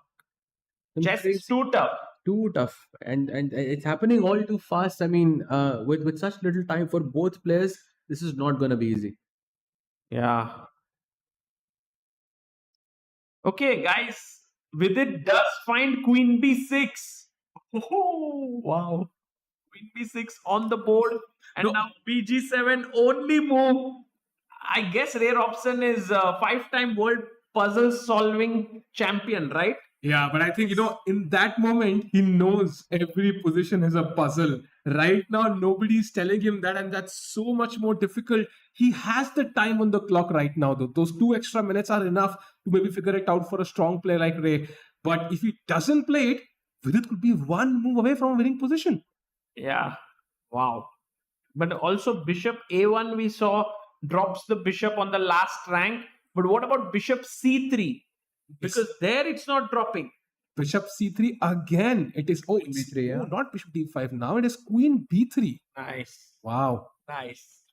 Oh, it's a kind of Bishop g7 only move. He has 5 minutes to find it. It's a blue arrow, as we can see on the Yeah. board. Only move. key position. Should we also check Nihal versus Anish very quickly? What's happening there? Nihal Sarin, has he still... Oh, he has shifted his rook to the g file and he has come with his bishop to c2. Yeah. So he found the idea. He found the idea. I think he's maneuvering. He's not breaking through with anything because black has managed to defend g6 for now. d4. Now d4. Works, right, or not? No, rook f3 and rook f1. Maybe. Yeah, that is very difficult. Might lose the game. Wow. No way. There is a way to lose. Yeah. And did you see how smartly Anish put his queen on e6 when the king was on a2?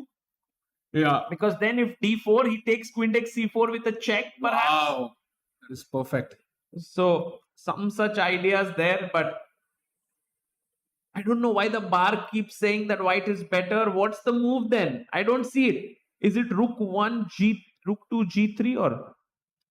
I think there is no clear way. Yeah, maybe it's the kind of position where you think it's better, but actually there's some sort of fortress. Because, for example, the best move is bishop d1, Yes. which I mean doesn't feel like No, bishop d1. The idea is I want to play h5 here because your rook on g8 is hanging. But but if I play h5 directly here, you take rook takes f3, right? Yeah, true. That true. is the problem now. Rook f1 check coming. So maybe bishop d1 Pelek, save yourself first and then go on the attack. Difficult move though for Nihal to find. Both players having now around 8 to 9 minutes. This is the moment where you want to have more time ideally. Still no clear plan, I think. Okay, Nihal Sarin also time-wise, earlier he had a 20-minute time lead. Now only 1 minute is difference between Nihal and Anish. So this is turning out to be difficult. You see how these top players defend like crazy, guys. Even when you have a winning position against them, to convert it is so tough. The amount of resistance they put, someone like Anish or someone like Vincent or someone like Ray Robson, they just don't let you win easily. Yeah. Yep, absolutely. Very, very tough fight for Anish here. And He's what not about giving up. Yeah, so this one will come back. What about Pranav V versus This is the position right now. We after have Bishop h6, no moves, yeah? Bishop d1, c3. He pushes the pawn, queen e3, and now bishop takes d1 was a slight error. I think apparently you had to push that pawn further. Takes rook c4. It does still feel like black is the one dictating the terms. Yeah. f4 is hanging, Yeah. and that's a very key pawn. How do you defend it? Rook g4, rook f3. 4 rook f3. Yeah, I think black is the one who's pressing for sure here. Yeah, definitely. Yeah. That pawn on c3, the fantastic pawn formation that black has, that bishop on h6 putting pressure on the f4 pawn, the knight doing a wonderful job being on b5. You have this double pass pawns. Yeah. There's the b pawn and the c pawn, both of them.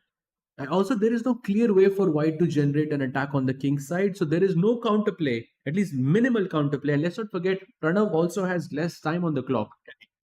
By the way, Ray has 1.5 minutes now. Let's go. Ray Robson has not found bishop g7. Can we have Ray and Vidit on the screen? Wow, look at this queen b6 attacking the bishop on b2, and the bishop has to sack itself on g7, but Ray Robson is unsure. Can we look at that line? Bishop takes g7, king takes g7, Yeah. or maybe is there an intermezzo bishop Oh. g3? Bishop g3, bishop f8. Because if you take directly, I think, then there is knight h5 check, and Yes. you pick up the bishop. And white is better. Yeah. So you have to take the knight. You have to take the knight, and now apparently rook g4 is also a move. Oh my god. Oh, and what about bishop G4 is f8? Does that work? ridiculous. Bishop f8 also, I think, works. Bishop f8, queen f2 check, king h1. Not queen f2 check. You have to go bishop f2 check, apparently. Oh, yeah. Save your bishop. Don't give your bishop. Bishop takes f2, king h1, and now king f8. Wow. And actually, if you look at it, black is a piece up because a queen is worth 2 rooks and white has a knight. But that position is so complicated, and Ray Robson wants to take on g7. He's almost there. He has 26 seconds on the clock. He takes it. Well wow. done. Ray Robson showing his class. Amazing game. And do you think now Vidit saw this? I guess so. If he missed it, then that's too bad. But Ray Robson down to 53 seconds. 3 minutes, 20 seconds for Vidit Gujrathi. I think if it takes more than 30 seconds here, he probably could have missed it or underestimated it. So let's see how much time he takes. Bishop g3 here is the best move for Vidit. That gives him a slight edge. He can also take on d5 apparently. I think bishop g3 is the human move there. Bishop d5 is like saying you attack me, I attack you. Everything attacks each other. We just don't understand what's happening there. He has to take this one. Otherwise, Ray could be better, yeah, in Yes. some variations. What a game this has been. Really enjoying myself with all the complications. I believe also the viewers here are completely glued to the screen. They're like, what's going to happen here? Okay, predictions, yeah, for the game. Yeah. What's the result, Sahaj? I think Vidit wins. Vidit wins, says Sahaj, the G. Because the panels. there is 53 seconds. Robson has. He played the best move, but he still has less than a minute on the clock. So that has to count for something. I don't know, draw, I feel. Today I'm a little bit on the safe side, yeah. I was about to say a draw, and then Ray Robson held his hair like this. I'm changing it to a win for Vidit. Although Vidit had a crazy game yesterday as well, so he's giving us some amazing chess overall. But now also slipping below the 2-minute mark. Oh man, Vidit has 1 minute 57 seconds. Ray Robson has 53 seconds only. Guys, remember there's no second time control. They're down to their last minutes, 30-second increment per move. Wow. And Vidit is thinking about bishop.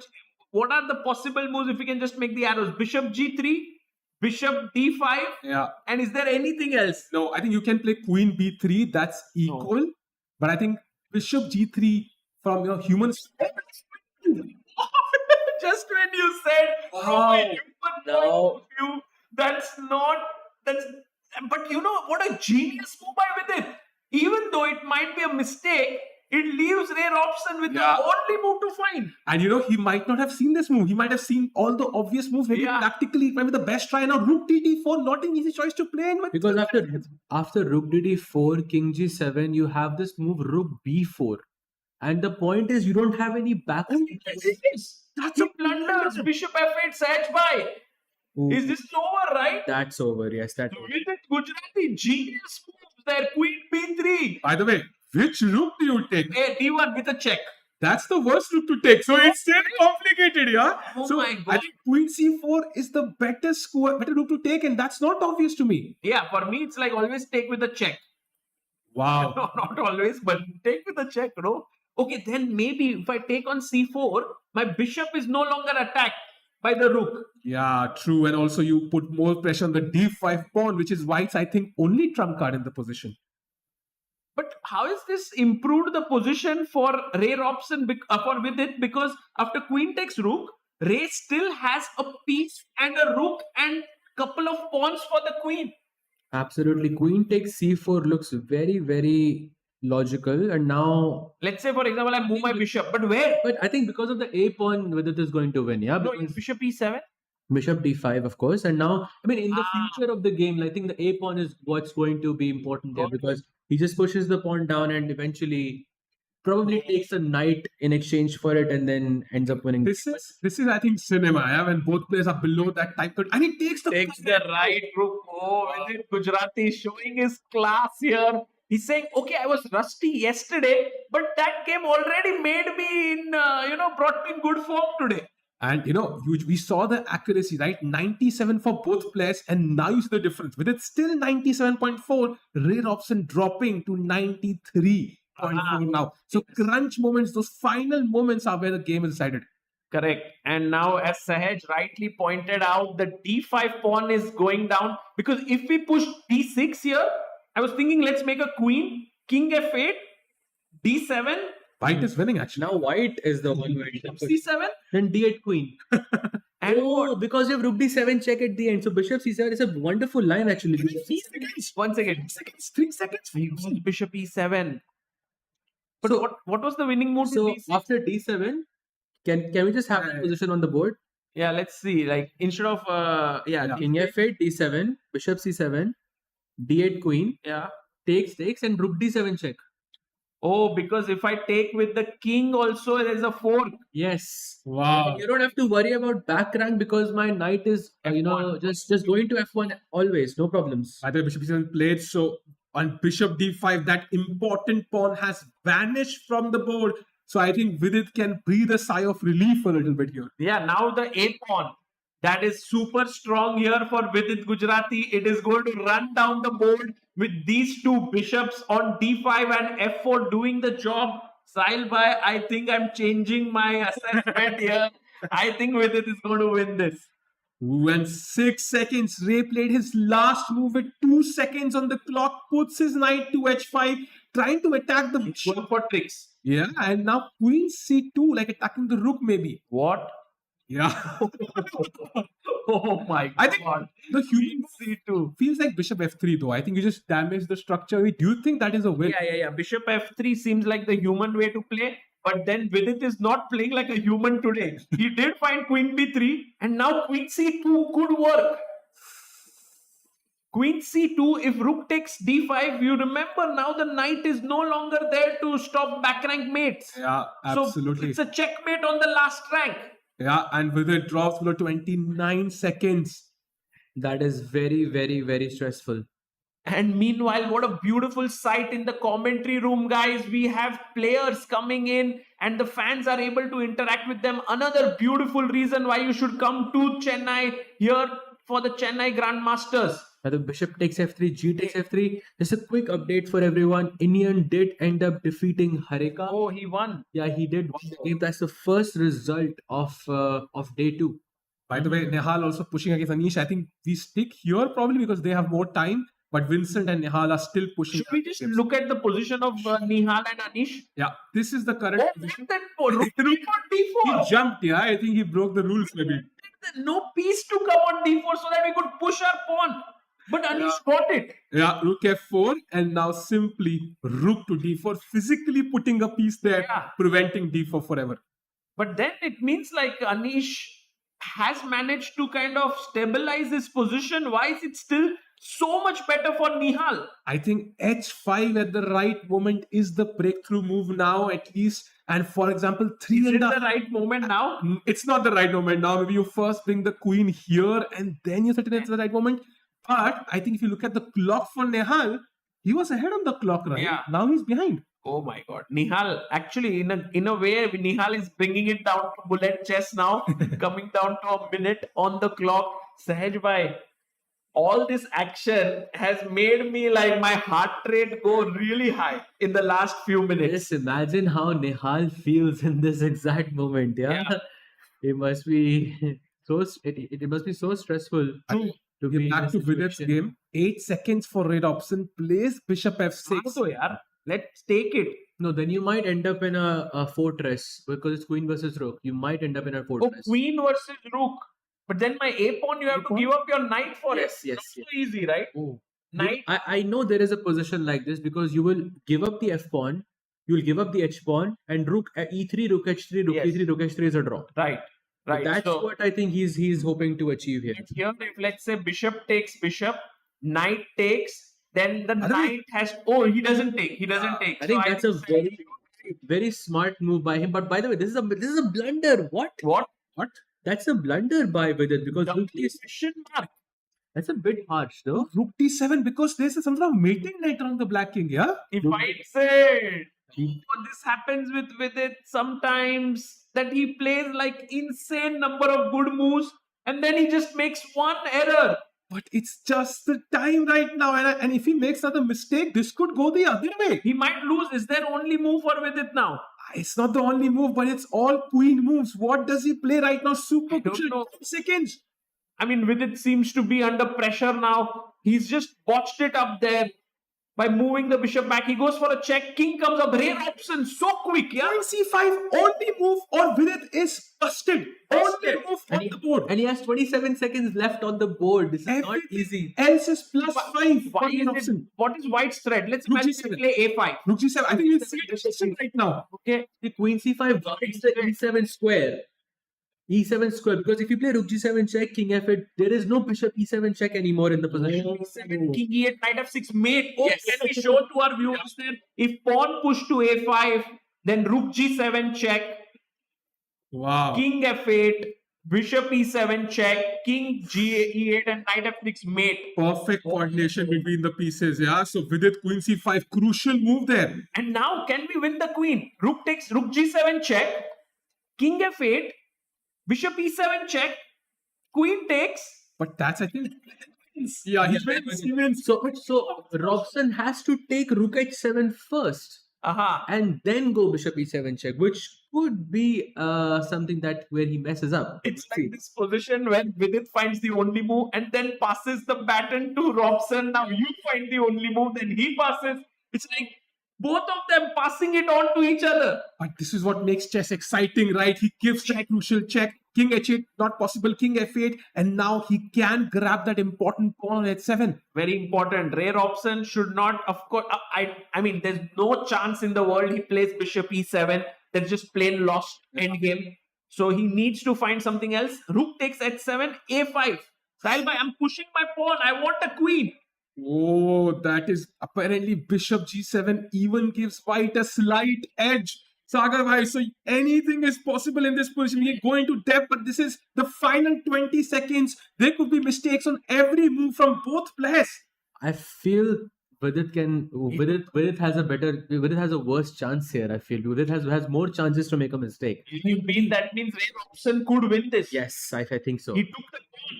I feel By the way- like because Vidit in his mind still wants to play for a win, and that's where he can. That's a beautiful mistake there by Vidit Gujrathi. He had to play bishop e5 to challenge that strong bishop on f6, and now after bishop g7 check, only move, apparently rare option is winning. Man, look at that line. Bishop g7, king goes to g8, knight f6 check, and then king f7. And 94, game over. Can he miss this? Is it possible that he misses this? It is possible. He missed it. He missed it. Completely missed it. And now with it should chop off that knight. Yeah, just take it. That knight is such a pesky But you creature. won't take it, right? Yeah. You will never take Yeah. it. Because as black, you're still trying to play for a win. But I'm so scared of that knight coming to e4 that I might just get rid of it and I have no time. Okay, I have time. I have 1 minute 12 seconds. You have to admire rare option. Yeah, finding that rook d7 idea was absolutely on point. And now with it, I think he needs to understand the tide has turned and take that knight. It's very difficult, Lisa, but he has to do it. Absolutely. Here, bishop takes g3. Maybe the only move, but otherwise the knight jumps to the central square on e4. Wow. Vidit Gujrathi made so many good moves, then went wrong, and then rare Robson has made so many good moves. This game is definitely a brilliant game by all measures. You know, no good things have happened with the kings which get stuck on the back rank ever. Yeah. Never get stuck on the back rank. And you can imagine the h pawn running and about to He's taking. He doesn't take it. I said that. It's completely gone. d5. You see, this is what I was talking about. As black, you're still playing for the win. 94. Oh no. 94 is the 94 move. is the most easy move here. Let's see you place the move and it is. He finds it. Wow. 94. But now what's the threat here? Sahil bhai, is there clear threat? Knight g5. Knight g5 is the move here apparently. checkmate. Threatening Knight rook g5. checkmate. Okay, checkmate. No. There is knight takes d6 also because bishop e7 check. That's another one. What? Sorry, no. I can take that, right? Bishop e7 check. No, take Queen takes e7. king e7. King f1. Oh, look at that. Bring the king on the. Oh, it's a rule of square. Can Yeah. I do it? Yeah. So let's say, for example, no, not a5. It's not possible. a5 breaks the not possible. breaks the rule. If Yeah, you yeah. don't play a5, it works. Yeah. But okay, I think Vidit has to. I mean, it's done. Yeah, there is no defense now. I think we'll be heartbroken after this game. Yeah. Well, let's see. Yeah, there might be the one final twist left. Oh, he Bishop plays c5, bishop e4, sorry. e4. And now knight g5 is the move. It's game over because of rook h8 mate. But then can you start escaping with king e8? Rook h8 check, bishop f8, and knight h7, and the bishop is gone. Oh no, I can even go king. Oh, king d7, rook d8. Oh. Nope, this does not work. I think this game has. No, but I think this a is very, very unfortunate end for. But I think it's been perfect entertainment. Yeah. Yeah. I mean, the crazy In game. terms of entertainment, this is top-notch chess. But for fans of Vidit Gujrathi, it's a heartbreak. Yes. Yeah. And also considering what happened with Vidit yesterday, he was in a completely. I mean, he was worse and he was winning, and then he was worse again. Doesn't find it. Doesn't find it. Bishop g7. Sahil bhai, you are guys. correct. Twist after twist, twist after twist. And now I think maybe bishop c3 check. Oh, bishop c3 check and you win the piece, right? King Because- g6. no, just take the bishop. If you take the rook, knight f6 check and there's a fork. Shocking to me actually that Robson missed that, but I think in time pressure, anything is possible. Yeah, you never know. But he's winning still. Is he still winning? He's still winning. Because I think- now bishop c3 should just clean it up. But at least Vidit is playing on. He finds it. And with it, of course, now realizes that he is almost lost. He comes up with his king. But now bishop takes bishop. What a nice move. By the way, Don't I have queen b5? A queen b5 because then you attack my bishop and the rook. Yes. you know, there's also rook g7, and you have to come to the h file, and there's again a mating net getting set up on that the other h file. side. So, you know, you switched from the h file to the h file, and it's not helping. He's playing that. He And he played played it. check. Wow. And with it, must keep in contact with the rook. So king h6, check. Oh, he's gaining 1 minute. What a smart guy. That's a very, very smart thing to do in this situation. He got a minute on the clock now. Ray Robson has 1 minute, 1 second. With it has 2 minutes, 13 seconds. And meanwhile, we have a result. Oh, Nihal. No, it's No, Pranav Pranav has lost to Vincent Keymer, yeah? Wow, that's a big result. So then. Vincent now on 2 out of 2. Two sole leader.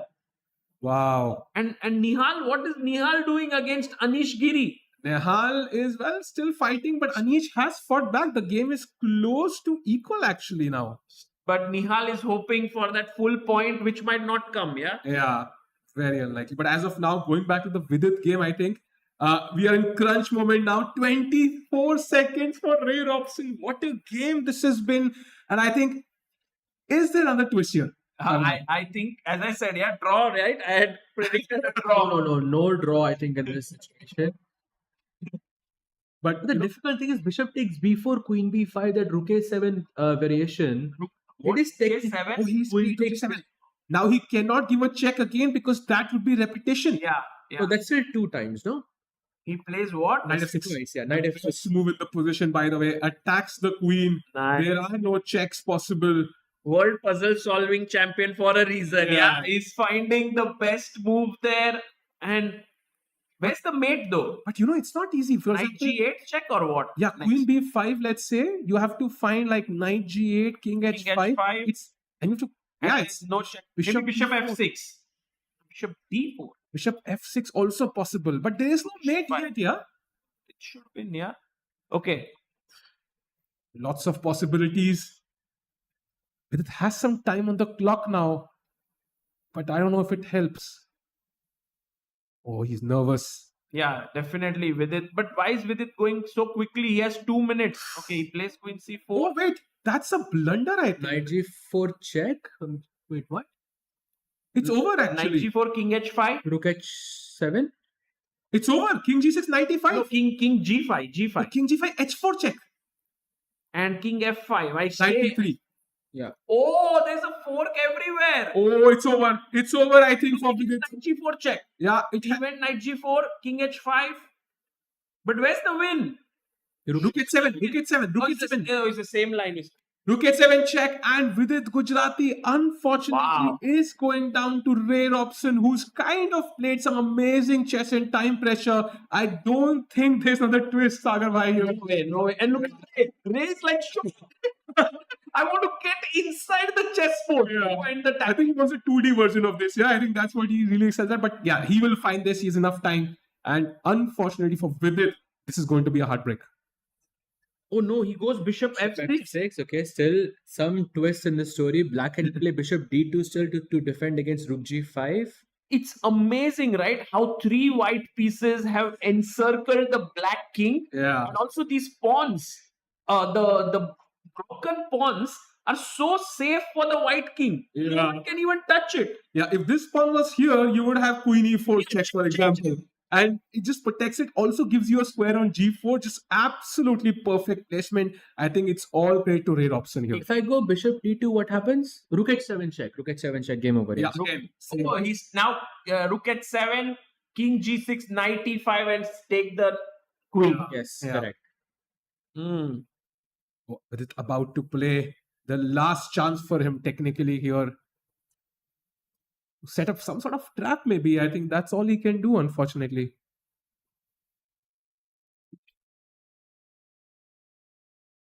Yeah, there is nothing else that he can do. He can't play bishop d2, can't play queen d5 because there is just something like h4 and Yeah. the game is just over. And the Yeah. reality is just kicking in for Vidit. It's not an easy thing to accept. It was I such an think- exciting game. I think such losses really drain out so much energy from you, queen c1. But yeah, he took his queen away from those knight forks. So now where's the win? h4? Yeah, h4 with the idea of course, Rook g5 mate. g5, and you will have to give up the queen, Mm. and then white is. No, there's bishop d2 still. Oh, Oh, Bishop so- d2 still. All right. So maybe Then- h4, bishop d2. I don't know. What's there? Knight e5 perhaps. Yeah, knight e5 maybe, yeah? And then rook h7 check, provoke bishop h6, and then you go knight to g4 again, and the game is Wow. on. so Very difficult. it is like, A little bit tricky still. there's this tiny thin thread, you can't even see it. That's what Vidit is holding the game by. If he survives this game, it would be like that movie. Finds h4. Wow. Nice. By the way, By the way, in the challenges section, Abhimanyu Puranik defeats Leon Mendonça. So all of the games in the challenges section are over. 2 results. Indian defeats Harika and Leon defeats Abhimanyu, and all the other 2 decisive results. I think Leon was better, right? Yes. It's a big result for Abhimanyu. We can look at that game later. Yeah. But first, let's finish this one, guys. Bishop D2. Can Ray Robson finish it off? Or can Vidit Gujrathi have this miraculous escape somewhere? Still some hope, yeah? So, I mean, if the odds were set up in this position, you would say it's 99.9999% Robson and 0.0001% Vidit Gujrathi. Yeah, by the way, as soon as this game finishes, we have to jump to Nihal's game because he has just played the craziest move I have seen today. Wow. Yes, he has played just this crazy. Yet also it's a move by the golden pawn as well. F pawn. By the way, Bishop E7 on the board. He moves. It's the best move. What's happening? Why is he going there? I think there's this threat of knight f6 check in some variations, which he really wants to set up. And black basically has no moves. What do you play as? A5. I want to queen the pawn. I mean, the glass is definitely one drop, but we definitely get one drop full. And now I think knight f6 check is the idea. King here is rook g4 mate. King h6 and a H5. No, sorry. I don't. Bishop f8. I think that wins. And then h5 in the next move, and then rook g6, and it's GG. Wow. Man, these 3 pieces are not killing the king directly. Just one move, pushing it back. Yeah. Insane. Can we look at by the way, Nihal saying, I can't wait to see it. Yeah. Nihal Sarin. It was just one move ago where he pushed f4. And that pawn could be taken by 3 different pieces, but I love it. I absolutely love it because it opens up the a diagonal for the bishop to go to f3 and e4. And some time ago we were discussing the bishop coming to d5 or to e4, and now it's happening on the board. And I think Nihal Sarin is still trying his best to outwit Anish. And as you rightly said, this game will go on for a few more minutes, so we can come back. But what a move, f4. So let's go back to Vidit versus Ray Robson here. Vidit has less than 40 seconds now, and he needs to find a move. He can't find one. Ray Robson has been shaking his head many times in this game. He's like, but how do you think Vidit takes this loss? Because from his perspective, he was winning. He found all those crazy ideas. I mean, knight g4, queen b6, whatever was needed, he found it. And then suddenly in those crunch moments, right, you feel, man, I should have taken this home. But that's part of chess. You need to finish off the game. It's not enough to get winning positions. Guys, all the youngsters out here, a great lesson for you. If you are ever in winning positions and then go on to lose, that's just the nature of chess. Many top players also lose that way. You have to finish it off. Yeah. Check here. king goes to h6 and just rook to g4. Oh, that's a beautiful move actually, and very easy to miss as well. Why rook g4? Anywhere, rook on the g5. You want bishop f8 mate. Yeah. Wow. No, there's no defense. no defense. Insane. It's resigns. I think rook g4 or So rook g3 also should work, right? Yeah. Any move on the e5. Any move on the got it. g5 works. And Ray Robson looks so excited. Yeah, he's like, okay, now I'm winning. This is my final move. Wow.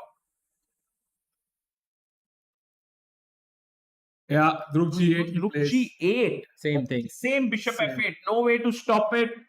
Guys, look at the pretty mate here. The knight controls the light squares. The rook controls the g file. And the killer blow by the bishop. With it. Oh, plays bishop b. Oh, he plays bishop b4. If you take the bishop, the knight is hanging. But h5. What? By the way, What a mistake. Best move in the position and only move finds h5. If bishop takes bishop, rook g6 mate. Wow. What is it called? The Arabian mate? Yeah. Wow. Wow. I think now I think this is the time to resign. Yeah. But this is now Kudos to Ray Robson, and we talked about the accuracy. Now Vidit's accuracy went from 97.4 to 83.6. That tells you, those crunch moments, time pressure moments really make it difficult for anybody. Correct. And Ray Robson is going to win this with it. About to resign here. There's no way he can prevent the mate. And yeah, it's tough to take such losses. But chess is tough. No one said it was easy. Very, very tough. Yes, very, very tough. And by the way, tomorrow Vidit plays Nihal. Oh. So that's going to be a And if crucial match. Nihal wins, he will have like this wind in his sails. Yeah. Oh, I think Vidit is about to resign. He knows it's over. We're going to see handshakes in about 4 seconds from now. Yeah, right. It's just time. He's going to lose on time. Oh, wow, man. Ray Robson, hats off to him for this fight. And of course, with it, a pity there. He played well. And yeah, he's just talking about that position with him. Yeah. It was a very difficult game, but yeah, what a fight by Robson. It was, especially in crunch time. Those puzzle rush, has definitely has to have some role in this. Absolutely. In this fast format game. But yeah, let's Go to Nihal. Nihal is completely winning, by the way. Wow. So this move was crazy, and Black had to play f3 to stop that bishop. He played it. And now Queen h4 crazy move, and this is where Rook f7 was a mistake from Anish Giri, and now Rook g3. Oh, doesn't find it. He plays Queen d8, threatening a mate in one, Queen g8. Isn't that good enough?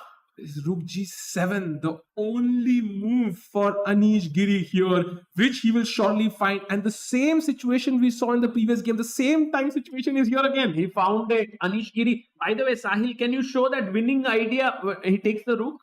Yeah, takes. Yeah, takes, and now king takes is probably a bit worse. Bishop, because you're allowing a bunch of checks, so bishop takes is better. Yeah. Okay, Now you just want to win the f3 pawn somehow, yeah, and that's it. And that's it. As in, you think White will win this? Yes, if you win the f3 pawn, I think you have a good chance to win this. I think again, it's wow. I think the idea of that blue arrow is to give some breathing space to the bishop on g7, and Anish is going for it. He sees it. He's like, I won't let my bishop die there on g7. Pushes e4. Well done, Anish Giri. if you go d takes c4, then of course a c4 pawn hangs, so you cannot do that. If you go queen g6 check, perhaps. Yeah, maybe that's the best move, right? Queen g6 check, king h8, h6. But this is exactly the moment where Nihal should be, the best at, I feel. Yeah. You meet the time. Yeah. He's a. We call him the master trickster. Yes. You pick him, yeah? Yes, exactly. The master trickster. I like that name, actually. The position is such, either you trick your opponent or you get tricked, because Black also has that pass pawn on f3, and 2 squares away from queening. If you take the c4 pawn is also weak. The bishop is right now not doing much. So queen g6 is an important move to find for Nihal. But queen g6, I mean, he will play it, I believe. There's King nothing h8. else to do. No, he takes on e4. He gives up the pawn on c4. He's like, Nihal is saying, you take my pawn on c4, I'm okay with it because I'll block it with bishop b3 when you give me a check. Oh, but maybe he will take on e4 instead now. Oh, he took on e4. Now queen takes c4 is not... Okay, Yeah, queen takes c4, bishop b3. Okay, So queen e4. e4, yeah. He finds it. Anish Wow. Giri. Look at him. Look at Anish's face. He's like, Nihal, what's wrong there? Why did you play this? And Nihal has blundered. Oh, his expression says it all. No. He didn't expect bishop takes e4. Queen takes e4. And look at him. Oh, he cannot believe it. And not to forget, Black has 2 pass pawns now. The bishop is also opening up towards b2. Second day in a row, we can see the same expression on Nihal's face. And he doesn't have time for right now to shake his head. He's 40 seconds. He needs to focus on the game. No, he can play queen g6 check and it's still draw. So, I mean, it's just... Yeah. He has to... Some- that's reality. Right? Yeah, it's difficult. You can, of course, you must do it because right now you must, Yeah, maybe you're right. it's too much damage, I think, otherwise. If you continue playing, you don't want to lose this game. You don't want to start with 0 out of 2. Remember that. Yeah, true. That's what happened yesterday. But right now, can Nihal rebalance himself, get into the groove and say, okay, a draw is fine now. Let me get that half point. Or will he say, no, he wants to play for a win? Yeah, he's still pushing, wants that f3 pawn. He wants to remove the biggest threat Black has. But the problem is, I can even give that pawn away. Just push d3. I still have a pass pawn. And again, my focus is on that b2 square. d3, but then bishop takes f3. Yeah. and then you go queen d4 or what? Queen takes c4 check. Check. Game over. Queen c2, yeah. That's a mate, yeah. Wow. This is what you don't want to happen. Yeah, and if this happens, I think this will really. No, this is disaster. Yeah. Okay, let's see. D3. Oh, Anish finds it. D3, and now Nihal Sarin, he should definitely go for queen g6 check, yes? I think Oh, queen he f3. takes- Queen f3, I think safer choice is where you trade the queens, and now I think it should be a draw. If Anish were to take, maybe he plays queen d4. No, but queen takes c4 check. Queen c4 check. Bishop e3 maybe. Bishop b3, queen d4. And Then maybe queen that- f5 check. Queen I think. f5, and there could be some mating ideas there. then you lose? Then I lose? Yeah, I think so. Queen It's a c4, mate. bishop b3. No. You can do king h8, king h7, king h8, king h7. Ah, yes. There is no way to, I think. Queen g, bishop. Queen d4, Yeah, Yeah, queen Queen f5, king h8. king. yeah. You have to be careful though, very careful though. I think there are a lot of problems in the position and the mouse placement, but for now, maybe stick to the live position. Yeah. Yeah, let's stick to the live board.